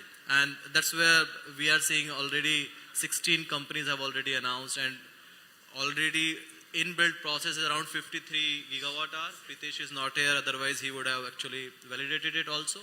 This is on ground which is happening, right? The cell manufacturing, which is around 30 to 35% of the entire vehicle cost. And currently almost 100% of the lithium ion battery cells are being imported from one or the two countries per se. So I think from that perspective, manufacturing plus the incentive, that work from the government side has been done. Now it comes to the other side also, the testing, the financial incentives, plus the financing part, wherein not only the industry, so he talked about the buyback, the resale value. The resale value, how the customer will have, the confidence when the OEMs are going to give the, the things like buyback warranty, the unlimited warranty, or 8 years and 160,000 kilometers, which we right now see in almost all the four-wheeler OEMs are giving the warranty. These type of warranties actually help the consumer to decide, okay, this product, yeah. So the buyback, all those things also helps to gain the resale values and all. I think those are the points which needs to be done. The financing is one thing which definitely has to be touched upon. Nothing has been done till now for the recycling and the refurbishing both the sites. And we talk about the raw material, critical minerals. That is also the one area which remains untouched. Okay, so again, intent versus implementation. I think that's the key question. We want to encourage EVs, but we have a lopsided GST structure. For example, 5% on the EV, but 18% on the battery, for which then we are giving subsidy. It's as per battery kilowatt. So I think it would be simpler if the GST on batteries was to be reduced. And, if there's 5% on the EV, then it should be 5% on the parts supplied for the EV as well. So I think that's one gray area that needs to be addressed and put it out there. And at the end of the day, we talk a lot about demand generation and everything like that. I think for the consumer, it has to be as easy as owning an ICE vehicle. Easier said than done, because ICE technology and the ICE infrastructure has been around for hundreds of years, right? So that's where I said the policy and regulation and encouragement. So let's go for the soft targets. Let's say last mile connectivity has to be this emission. Now, whatever fuel meets that, whichever industry can do, whether it's EV or whatever, does that. Second, let's talk about delivery fleets. I mean, if I'm not mistaken, and maybe he can correct me, 72% of India is two-wheelers, right? A huge amount of that is used now in commercial logistics and food delivery and all of that. These are easy because it makes so much sense for them commercially also, because they're running more kilometers to recover their investment faster. So let's mandate fleet conversion to whatever, EV or an emission target. Say zero emission, okay, that's it, right? And the ownership has to be as easy and as seamless as it is for an ICE vehicle. And whether that means insurance, whether that means finance, we spoke to a lot of financiers at SMEV as well. And their biggest problem was the reliability of the vehicles that were being produced, because 90% of people were importing their kits from China with, just assembling them and throwing them out in the market. That's not, and still taking false subsidies or whatever. Yeah, this has killed the industry. The financier is not going to finance when he sees a risk in financing it. So we may say we are cost sensitive, we are this, we are that, but cost sensitivity doesn't mean we produce product which is, going to die in 2 years. The finance is not going to finance. So I think it's very clear, simple encouragement, mandating of the low-hanging fruits, especially in cities with population of XYZ. We're seeing what we are breathing today. And lastly, industry needs to produce something as seamless as an ICE vehicle. It's as simple as that. Again, do agree with what Akshay said. Few days back, we were reading in newspapers about a two-wheeler manufacturer, the kind of mess that they had created. Same, another fleet operator, a few of the fleet operators which bought vehicles 3-4 years back, now the vehicle has run some 1 lakh kilometer. There is a challenge in terms of battery change. If they change the battery at today's cost, the technology is not there. There is not enough support. These are practical challenges. The practical challenges. So probably there needs to be a strong regulatory framework around that also, that if the product, this kind of product has a life cycle of 8 to 10 years, then there has to be a clarity on the cost support or how long the OEMs will support these products. Because otherwise a consumer or an operator or a fleet operator buys this kind of a vehicle, and if the vehicle doesn't last the enough period, then the entire business model goes for a toss. That only, that these kind of problems will never promote the industry. When he has an option to, buy a established product line, then why should he invest in a product line which is so risky? Mohit? Yes, I believe that the essence of government's investment or funding should be where there should be maximum impact. So we can start with the public transport electrification, going into the government offices, their fleets and all. Then we should move it to charging infrastructure development. As my friend Randhir also mentioned, the manufacturing PLI incentives. So I think that's a very core to us, which will drive the localization part and also generate jobs for us. So it's obviously going to drive down the cost for us, making India self-reliant, also giving the benefit to the people in terms of jobs. So I think that's pretty much it. Yeah. So now, since we are running out of time, so now one final take or statement or message you can say. You are live on India's largest and most credible news network, that is Times Network. So any message to government, just one line message. Everyone. I think they should work on the financing part. Have to make it easier, plus collateral free sort of thing, asset backed. Finance. Akshay. Yeah, I think no over-regulation, but enough to create safe, reliable ICE product and maybe rationalization of the GST structures. No over-regulation. Ajay, I will be a little biased. I represent the auto retail community. So again, demand generation is something which government should do. Okay. Mohit, your take? I believe it will be a proactiveness in creating some roadmaps, as we will also see hydrogen and other fuels coming. So it's very good to create a roadmap in advance so that people know what we are making, some guidelines that can be set up. Okay. Thank you so much. Thanks to all the panelists for your valuable insights. I think we had a great discussion on EV, FAME, and other subsidiaries and other elements. I am sure by means of this discussion, India will move ahead towards a greener future, brighter future, and seamlessly we will overcome all these speed breakers. Thank you so much. Thank you to the audience as well. Thank you.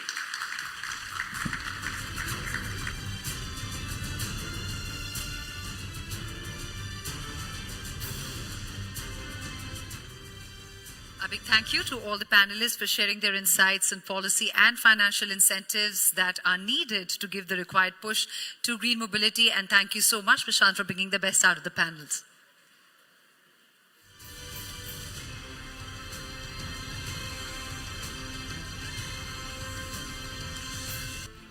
Once again, I request Mr. Rohit Chadda to please present our panelists with a small token of appreciation from our side.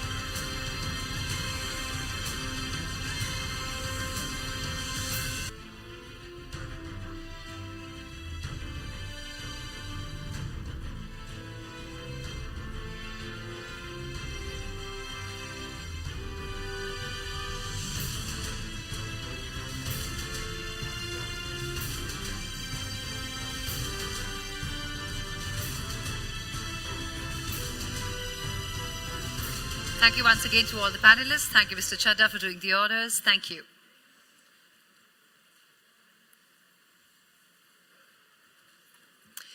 Before we move on to the final session of this evening, ladies and gentlemen, once again, we would like to extend our gratitude towards our sponsors, our technology partner, Digit.in, our wellness partner, healthandme.com, education partner, Bennett University, West Outdoor partner, Bright Outdoor Media Limited, North Outdoor partner, Heights, and Smart Initiative Influence partner, Radio City. As we continue this enriching journey at the Times Drive Green Conclave and Awards 2024, it's time to dive into the much talked about electric vehicle related session, which is all about the key challenges and the opportunities ahead. Now, electric vehicles or EVs are no longer a vision of distant future. They are here and they are transforming the way we think about transportation. With India's ambitious target to achieve net zero emissions by 2070, EVs are central to this mission. To explore this, we have assembled a distinguished panel of experts to shed light on the many aspects of this topic. So please join me as I invite onto the stage our panelists, starting with Rajiv Chauhan, VP E-Passenger Vehicles, BYD. Thank you, Mr. Chauhan, for joining us. Please keep the applause going as I invite onto the stage Shailesh Hazela, CEO and MD of Stellantis India. And we're very glad to have amongst us Satinder Singh Bajwa, Chief Commercial Officer, JSW NG Motor India. Thank you, Mr. Bajwa, for joining us this evening. And to moderate this session, ladies and gentlemen, let's welcome the Associate Editor of Times Drive, Ankur Taneja, onto the stage. Ankur, the stage is yours. Looking forward to an exciting conversation. Good evening, everyone. It's my pleasure to welcome you all to the Times Drive Green Conclave and Awards 2024. Now, when we think about EVs, talk about EVs, on one side there are challenges, but on the other side, I also believe that there are immense opportunities that are there in this sector. And इसी विषय पर आज हम बात करेंगे, and that is what the topic for this discussion is, that what are the challenges and the opportunities that are there in this sector. And for that, we have our panelists with us, Mr. Rajiv Chauhan from BYD India, Mr. Shailesh Hazela from Stellantis India, and Mr. Satinder Singh Bajwa from JSW MG Motors India. Thank you, sir, so much for joining us. So let's start with the discussion. And सबसे पहले अगर मैं बात करूं, so challenges से हम शुरुआत करते हैं. तो EV adoption को लेकर अगर बात करें, एक हद तक बड़ा है. There are more consumers that are moving towards EV. But do you think that there are still challenges in that area जो consumers electric vehicles की तरफ अभी नहीं आ रहे हैं? तो what do you think are the challenges in that area? You can start with Rajiv. Okay. Can you hear me all right? Okay. I think we can. So, of course, there are challenges. The statistics show that that we are roughly around 2.5% as far as electric passenger cars are concerned. If this has not, happened in last 5 years, I think we are taking this journey and we have reached only till this point. So the challenges are definitely existing. But I think there was a good discussion in the previous two, forums. So there, the biggest challenge which I foresee is that, there are segments. There is segments of commercial vehicles. Then we've spoken about three-wheelers. We've spoken about two-wheelers, and then there are cars. So the adoption rate in all these four segments is lying at different stages. The biggest challenge is the consumers' acceptance. Consumers को जिस दिन benefit समझ में आ गया, that will be the time when this, this adoption rate would really multiply and very, very fast. So three-wheelers is a prime example. I mean, more than 50%, the consumers are getting that benefit, and they have understood how beneficial this is. So the challenge is basically the government is doing its job. India is a diverse country. It's not simple. It's complex. But as soon as we are able to, give that super benefit to the consumer. I think that challenge the whole industry and government has to crack. Only then this adoption in the electric cars can. We'll come to policy also in the later part of this discussion. Shailesh, you can say your insights on this.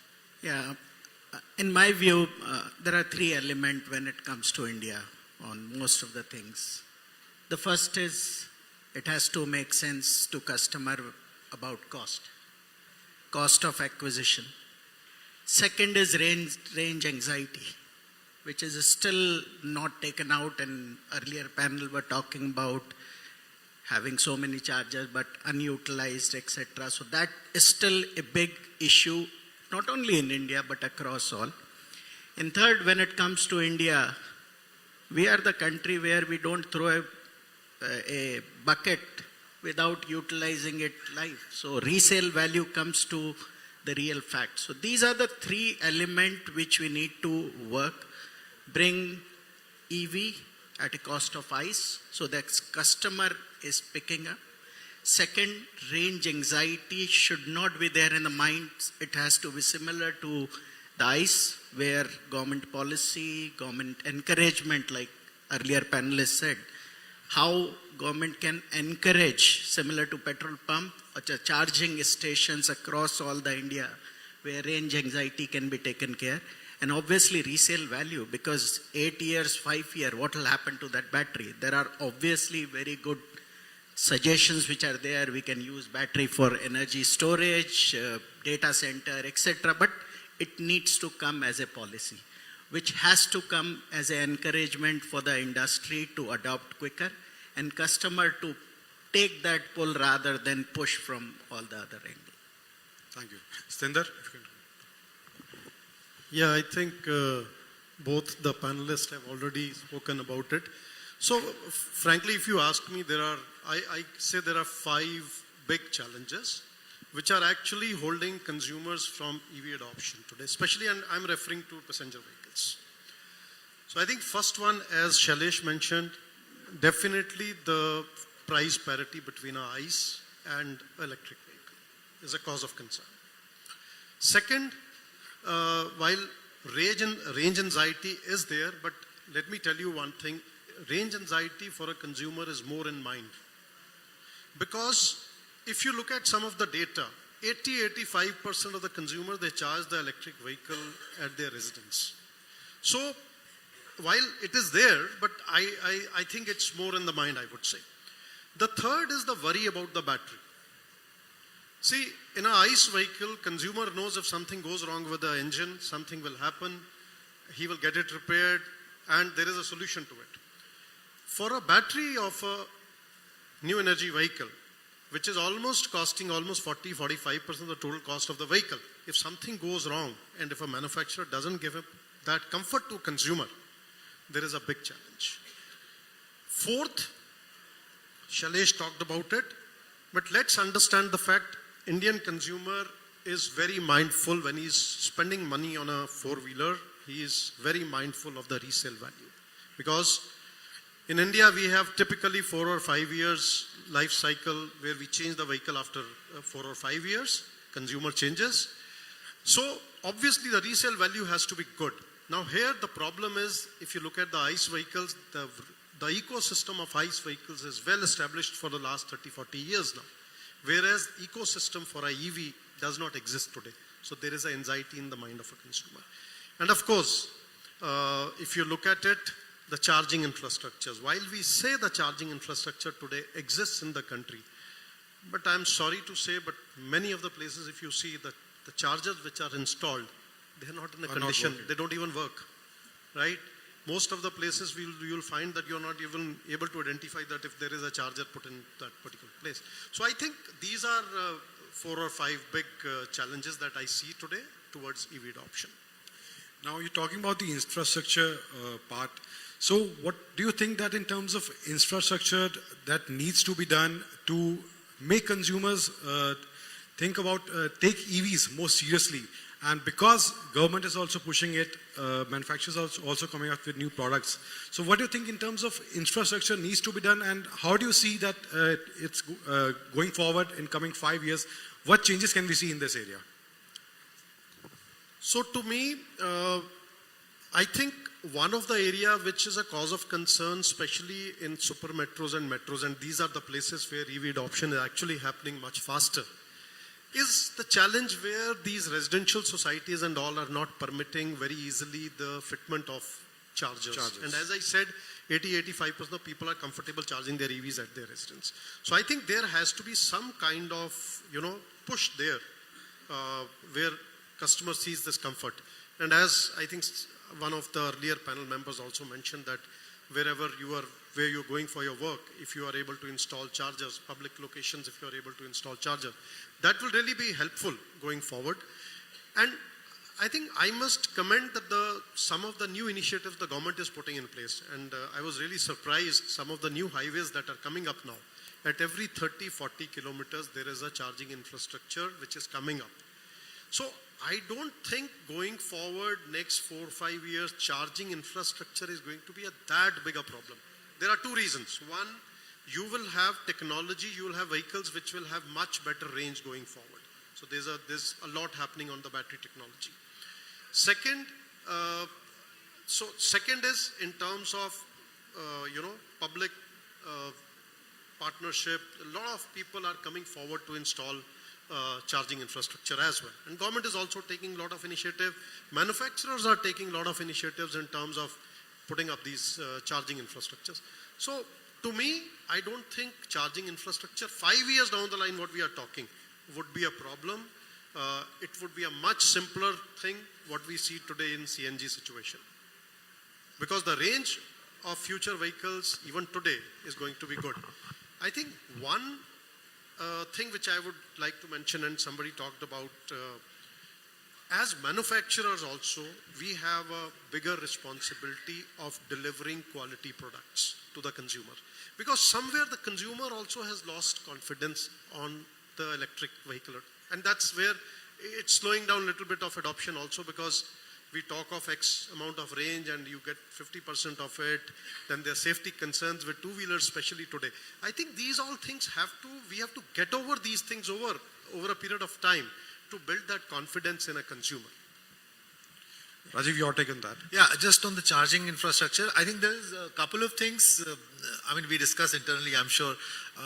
But what has happened over last, I would say, couple of years is that most of the electric cars which are coming in, they are on the higher side now. Earlier there used to be 35 kilowatt hour battery, 40 kilowatt hour battery, but now we have cars 60, 70, 80, 90 kilowatt. So, the one thing which I find should be done a little bit quickly is the high capacity chargers in metro are required, because otherwise these cars are going to take too much time. That is one quick point. And what we've struggled, few have tried to crack it, and perhaps they are on their way to the number of charge point operators. There are so many of them, and to have this charger you need to have this application, to have this charger. So this is the easy part, I would say, compared to the investment which is required in setting up the land, taking care of the policy, and then installing and then using.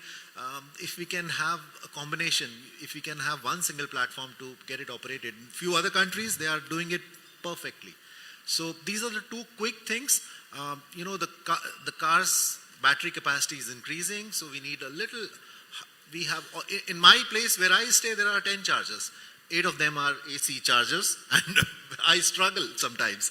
So that density has to increase, and charge point operators, if the number of fast chargers needs to be number of fast chargers in metro stations, the volume or the number of cars in metro cities, high battery capacity cars are increasing. So these are the two quick things. Shailesh, your take on that? Yeah, I think in addition to infrastructure generally when world comes, we all see buildings and something which is getting built. To me, there are two important elements which need to be built.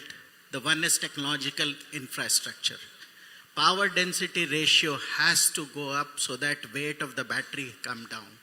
and it is more cost effective material which is to be used with value chain which is more and more. We talked about earlier panel, talked about battery. Everybody is importing the cell. We don't have lithium, we don't have nickel, we don't have cobalt. How do we integrate all that into a solution which becomes totally indigenous rather than assembling? We don't want to reduce cost just by assembling and getting the duty. So that's the first. Second important thing, maintenance. If you see today ICE vehicle, if it gets any issues anywhere, you have people who can fix across India. Every nook and corner, every road, what happens to EV? When are we going to look at that skill building which is required in unskilled India? These are the important things which also need to come apart from physical infrastructure which is charging. Then only we will be self-sufficient and adoption will automatically increase because people will start seeing employment generation, people will start seeing opportunity. Now, when we talk about infrastructure development, there has to be a good policy behind it.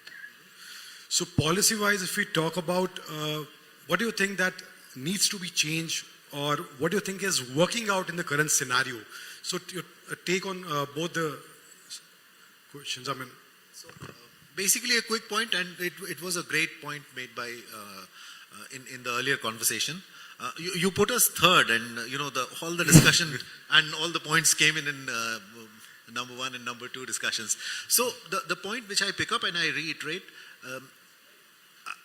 the utilization of public chargers is at a dismal level, 2%, 3%, maybe 5% in some places. So as Mr. Bacho also said, it's not about the density, it's about the right usage and bringing people there. Many of these chargers are not working. Okay, answer to your question that what can be done, besides this, is that to really run a charger, to set up a charger is a very, very tedious task in India. So the regulations around setting up the charging business is pretty complex. The chargers are not very, very complex in terms of technology. These are available, this technology is available in India. But to set up that is something which is really a task. So the regulations, if they can be simplified, that would do the job for the short term. Shailesh, policy-wise, if you can. I think policy-wise, we need to look at it what works for consumer. It can't be built what works for something else. It has to be consumer-oriented.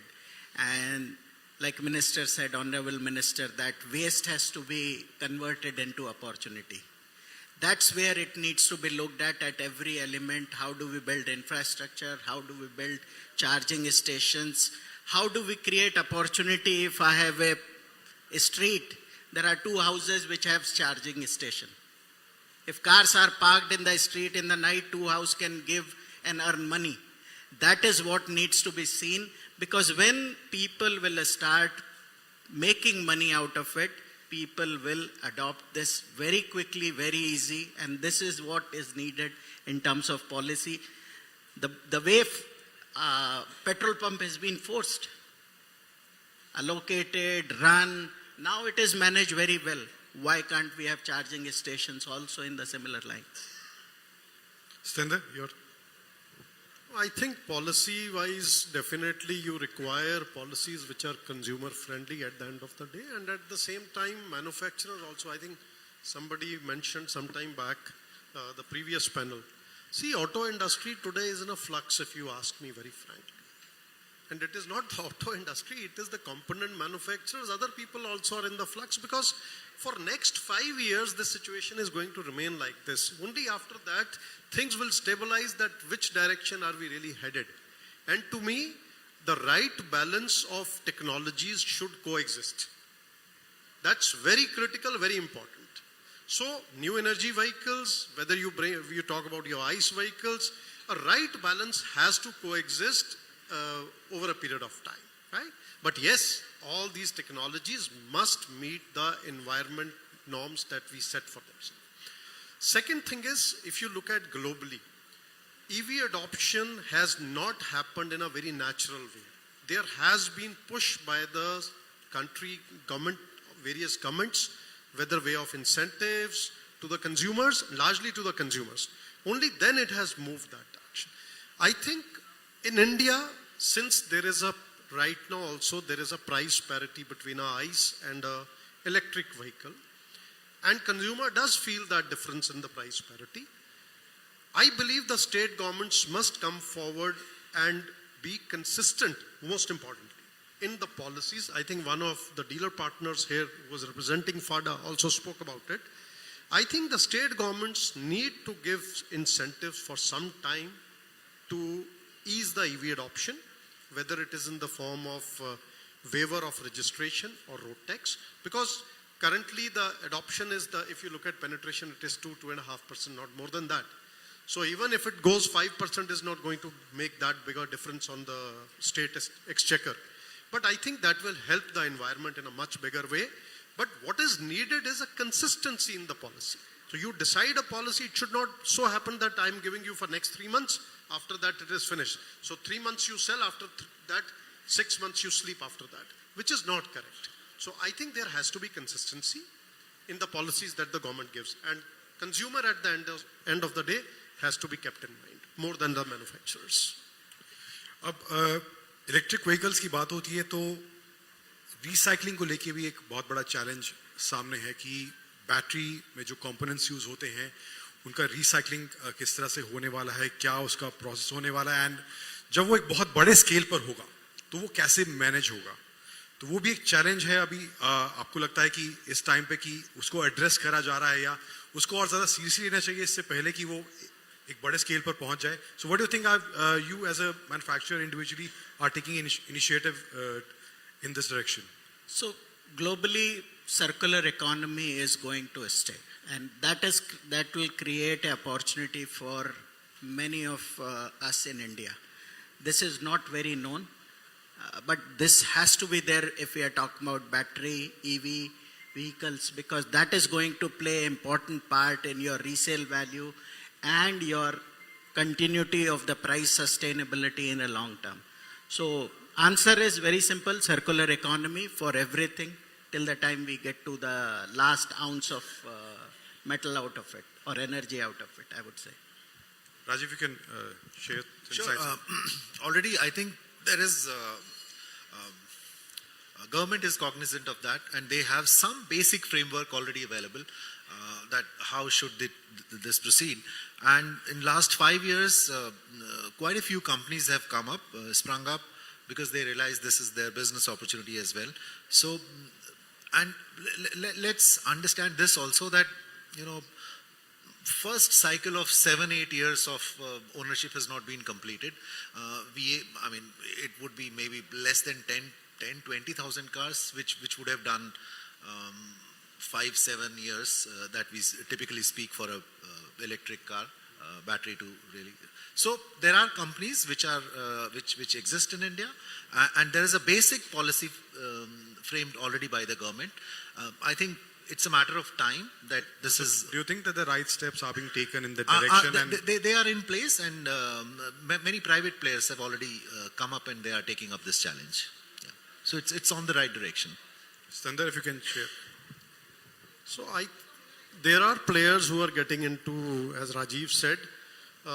I just want to mention two things, and I think Rajiv mentioned about one thing earlier, and before I come to this point. You know, you spoke about, Rajiv, you talked about, you know, getting all these guys who are providing the charging infrastructure on one platform. And I'm very happy to share with you that at JSW MG Motor India, we have an e-hub. We've created an e-hub, and we did launch it 3 months back, where we have now onboarded almost 85% of providers of electric charging on that single platform. So a consumer can download eHub, and simply he can do his work, whatever he wants in terms of finding a right charger near his location on that application. Number one.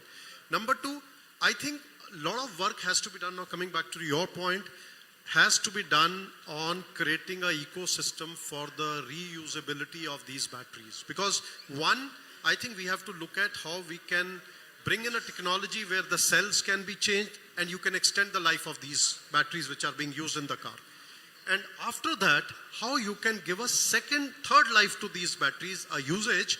Now, for example, I just want to quote one example that there is one startup which is working with us right now. And we have started the battery packs which we are taking out.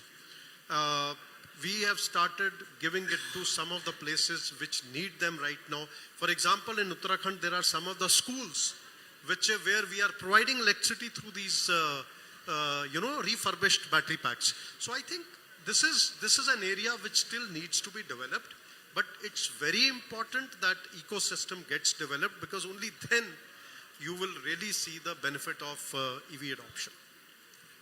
So my next question is, can India position itself as a EV manufacturer hub, like we talk about China, how they are producing EVs, and also in terms of technology, how are we moving forward, and what do you think that, are we going towards the right path in terms of developing new technology, developing new infrastructure in terms of making this an EV hub? Rajiv, you can start. Of course, we have to be positive and see, for a large scale adoption, you need scale, right?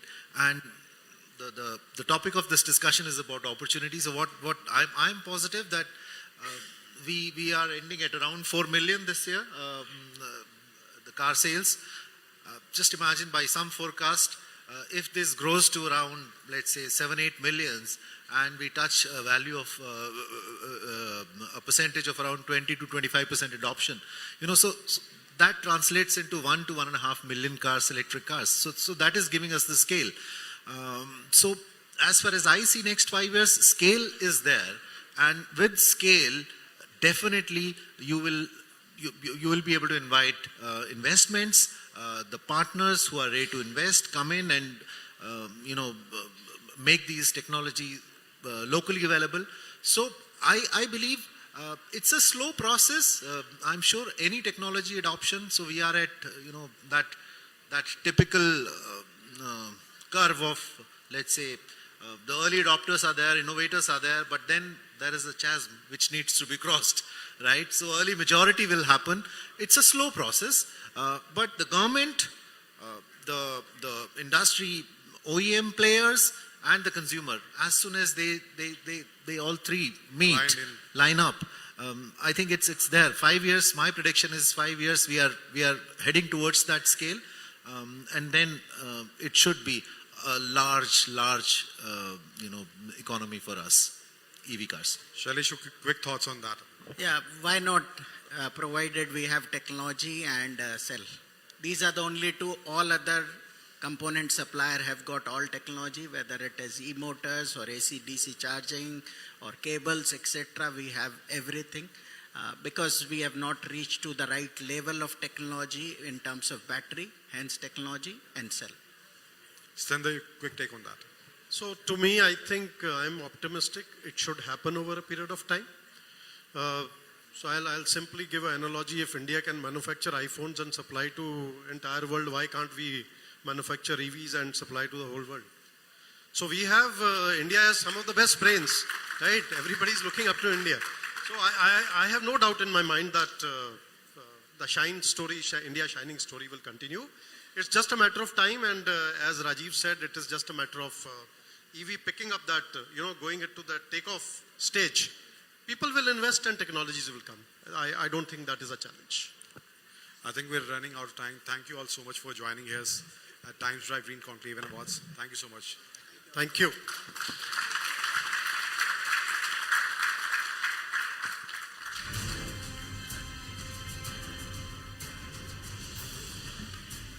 Lots of challenges highlighted out there that we all need to overcome to make EV adoption more widespread. Thank you for bringing the best out of this panel, Ankur, and a big thank you to all the panelists for sparing their time out of their schedule and being with us and adding immense value to this session and this evening.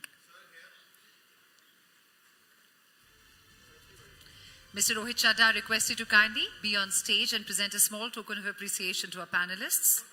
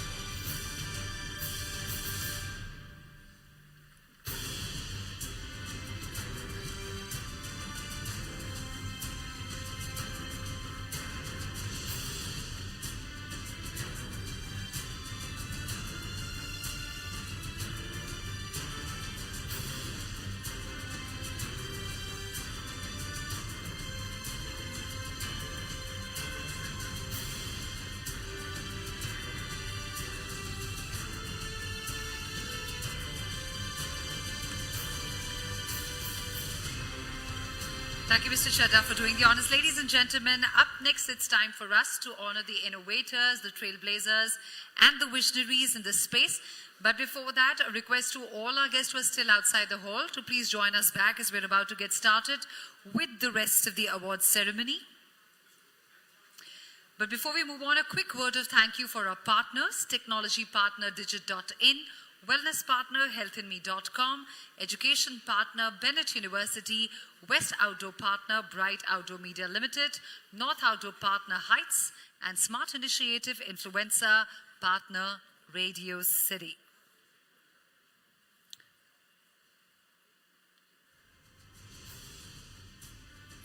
And as we quickly set the stage up for the felicitation ceremony that's coming next, let's just have a show of hands with the audience. How many of you have already gone the EV way? You're already using an EV vehicle?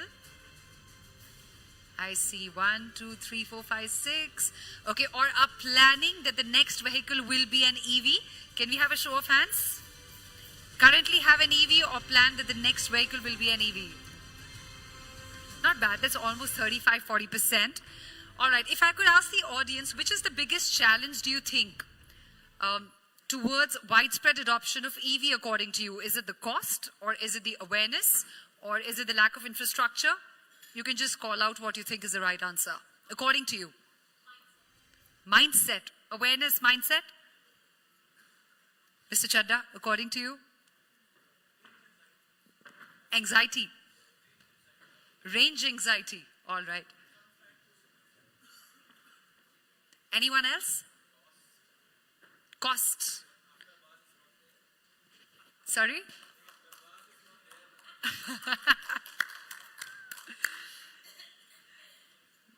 All right, I see the stage is set. Thank you for your responses, ladies and gentlemen. I would like to proceed now for the much-awaited segment. Mr. Rohit Chadha, once again requested to please join me to present the awards at the Times Drive Green Conclave and Awards 2024. Ladies and gentlemen, this is the segment where we recognize outstanding contributors that have accelerated India's journey towards a sustainable and more eco-friendly future.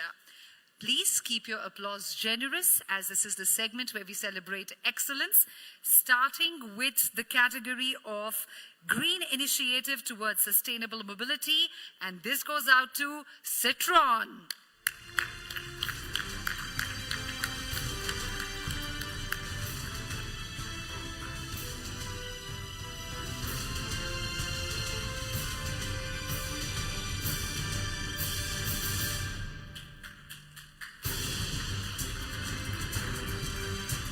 Many congratulations, Citron, for backing Green Initiative towards Sustainable Mobility.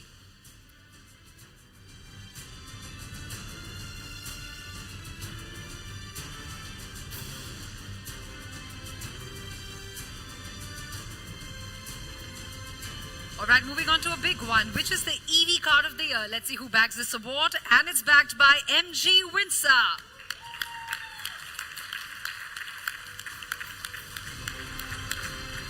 Many congratulations to the MG team for winning the EV Car of the Year for MG Windsor.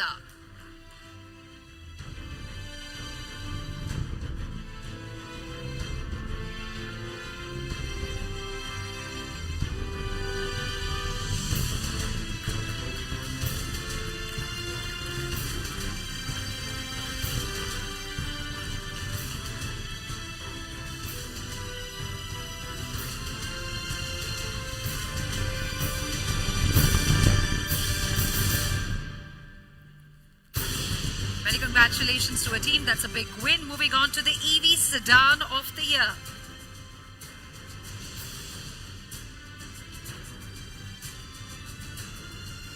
And the next category is EV Sedan of the Year. And the winner is BYD Seal.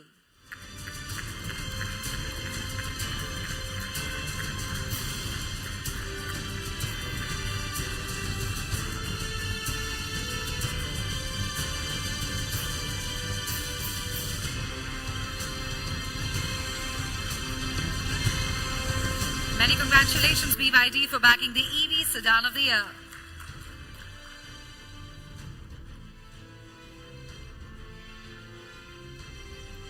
Up next, we have the Luxury EV Sedan of the Year category.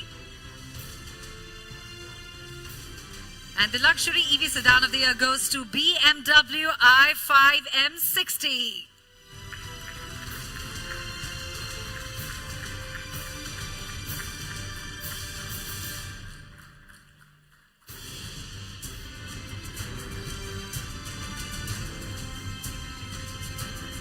That's BMW bagging the Luxury EV Sedan of the Year.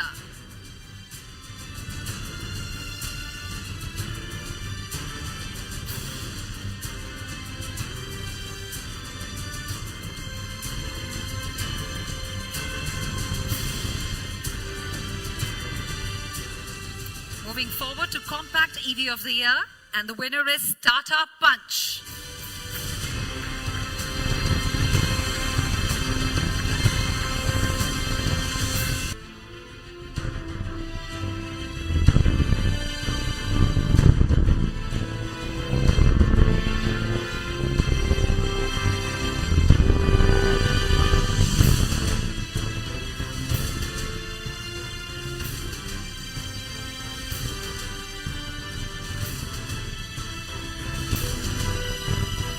Many congratulations, Tata Punch, for bagging Compact EV of the Year.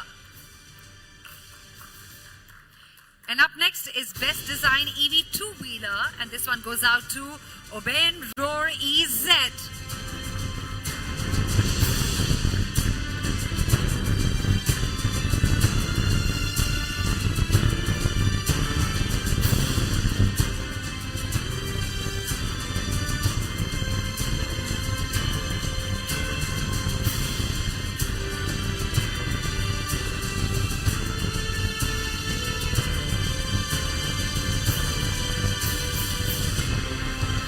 Many congratulations, Mr. Agrawal. Moving ahead, we have the EV Bike of the Year, and this one goes out to Ultraviolet F77 Mach 2.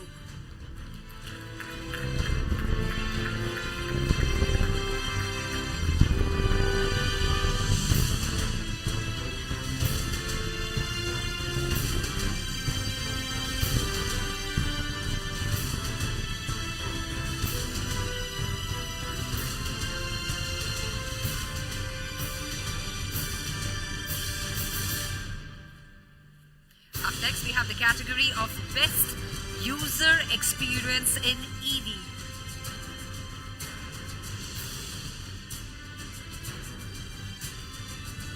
And the winner of Best User Experience in an EV is Mercedes EQA.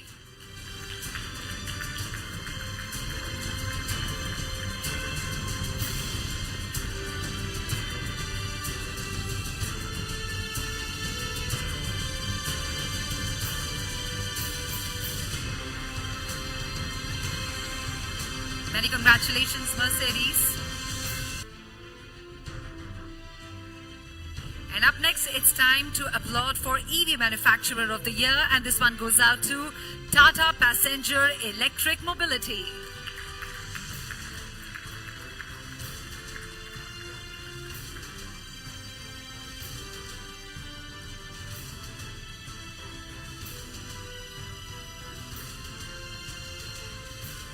That's the second win for Tata in the evening. Many congratulations, Tata.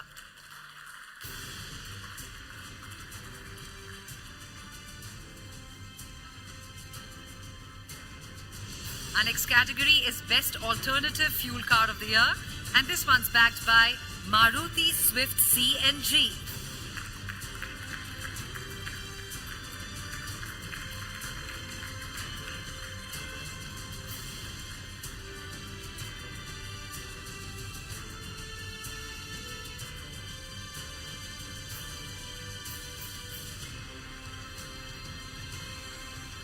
Many congratulations, Maruti, for backing the best alternative fuel card of the year. And moving on to best battery technology, the winner in the category is BYD.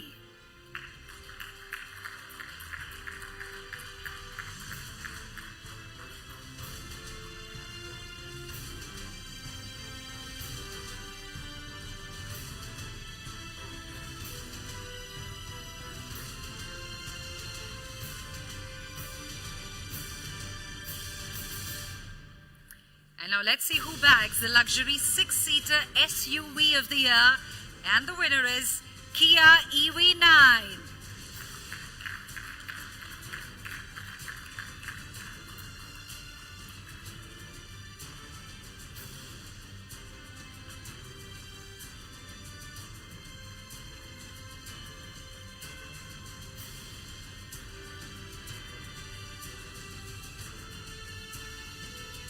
Many congratulations, Kia, for bagging luxury 6-seater SUV of the year.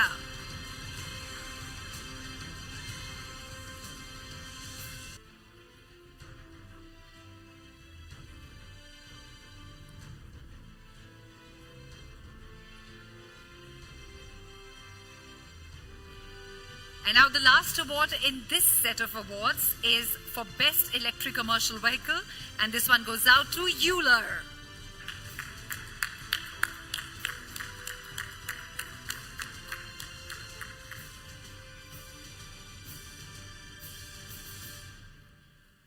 Do we have someone from Euler to take this?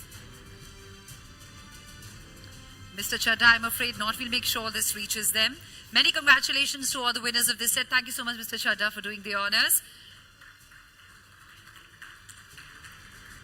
Taking the ceremony forward, we would now like to request the editor of Times Drive, Ashish Masih, to please join me on stage.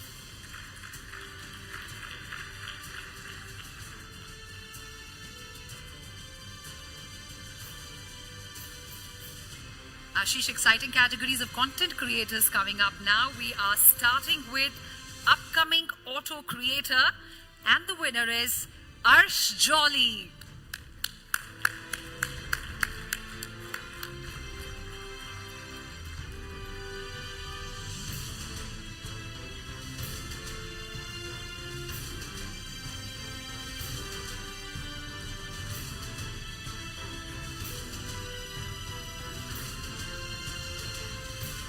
Many congratulations, Arsh.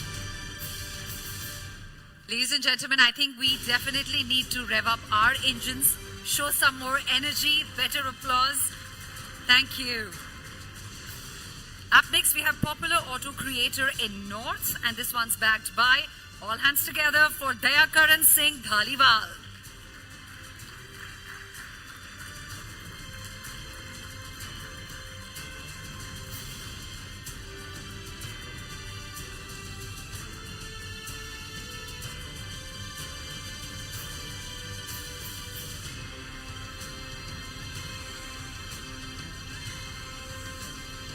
Many congratulations to you. Moving ahead, we have the category of fastest growing YouTuber. Many congratulations, MD Danish.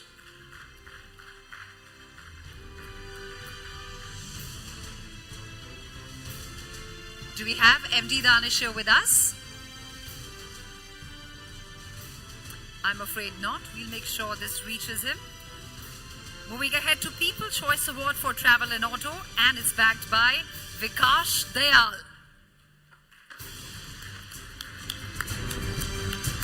Many congratulations, Vikash.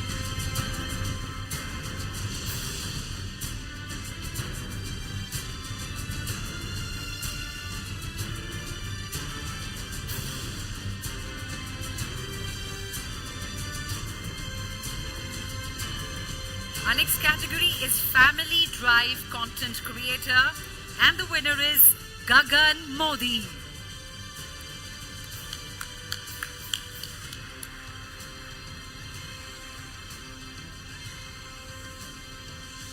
Do we have Gagan Modi here?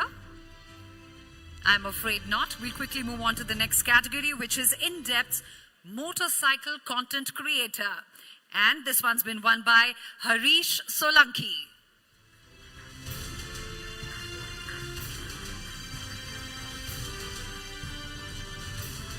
Do we have Harish here?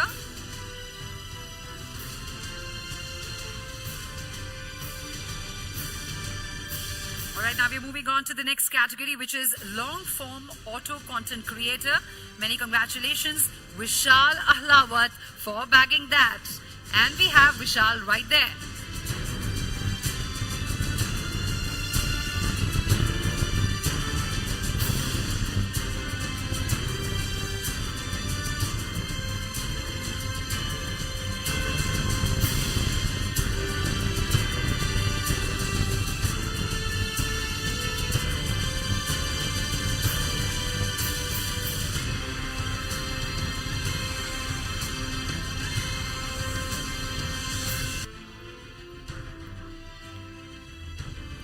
Many congratulations to you, Vishal. Moving ahead, please put your hands together as we announce the winner of Female Travel Creator on 2 Wheels. Many congratulations, Noopur Kalra.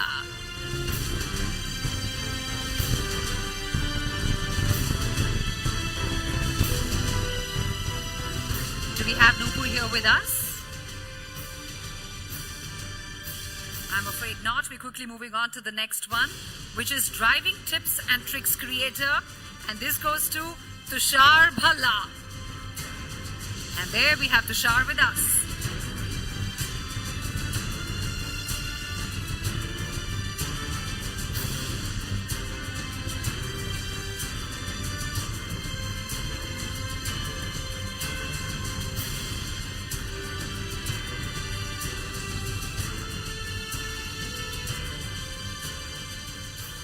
And up next, we have the category of Superbike Speed Creator, and this goes out to Atharva. Do we have Atharva here with us? I'm afraid not. We'll make sure this reaches Atharva. And finally, the last category is Best Alternative Fuel Two-Wheeler of the Year, and this goes out to Bajaj Freedom CNG.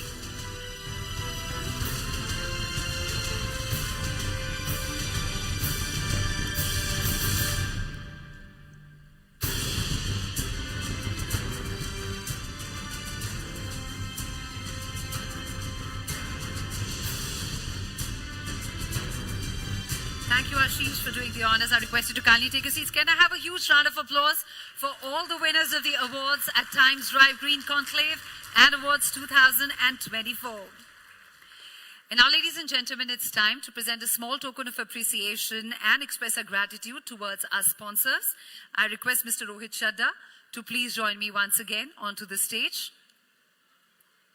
We would like to present a token of appreciation to West Out, a partner, Bright Outdoor Limited. West Outdoor partner, can we have the representative on stage, please?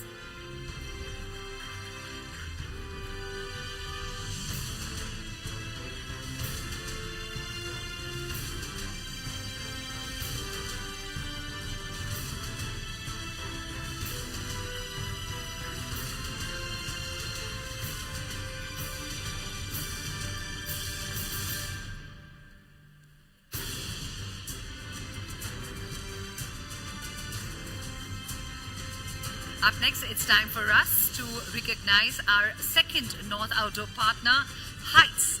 And we have Kefi Bharti, founder and CEO of Heights Group here to be here with us and accept the felicitation.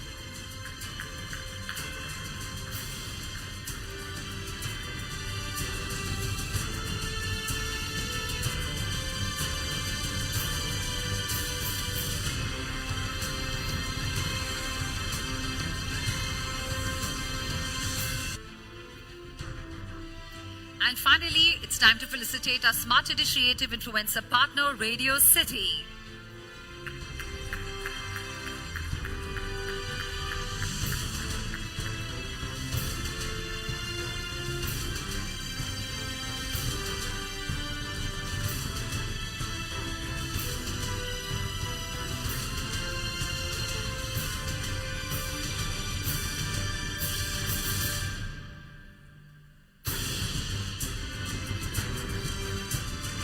Thank you once again to all our partners for helping us make this event a success. Thank you so much, Mr. Chadda, for doing the honors once again. What an incredible evening, ladies and gentlemen. This has been from insightful discussions to the celebration of excellence and innovation. The Times Drive Green Conclave and Awards have truly been a testament to the progress and promise of India's automotive sector. As we now near the end of this remarkable event, it is time to hear the closing note from someone whose vision and leadership has been instrumental in making this initiative a success. Please join me as I welcome onto the stage Nishant Mogia, Head of Business Strategy, Times Drive, to deliver the closing address for this evening.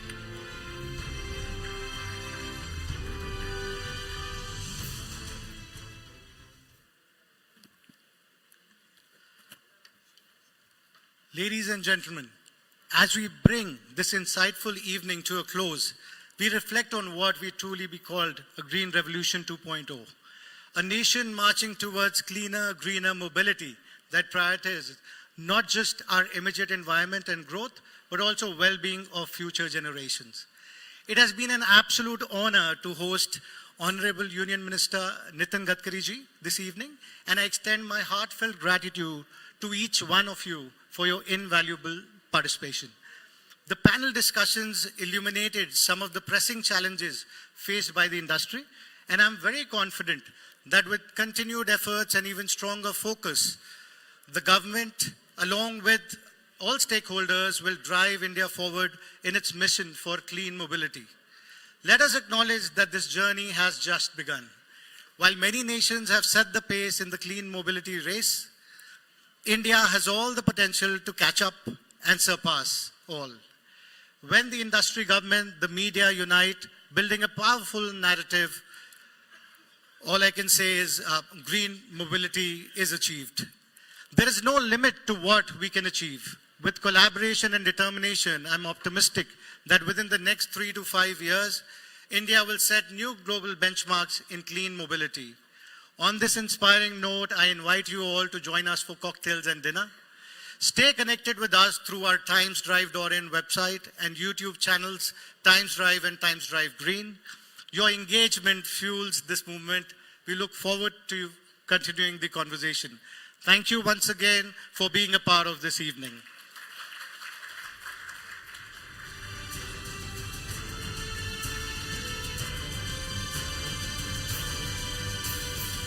Thank you, Nishant, for delivering those closing remarks. Ladies and gentlemen, with that, it's time to draw curtains on the inaugural edition of Times Drive Green Conclave and Awards 2024. Let's make sure that the insights that we learned today, we carry them forward and together work for a greener future. Thank you so much for joining us. Wish you a very good the rest of the evening.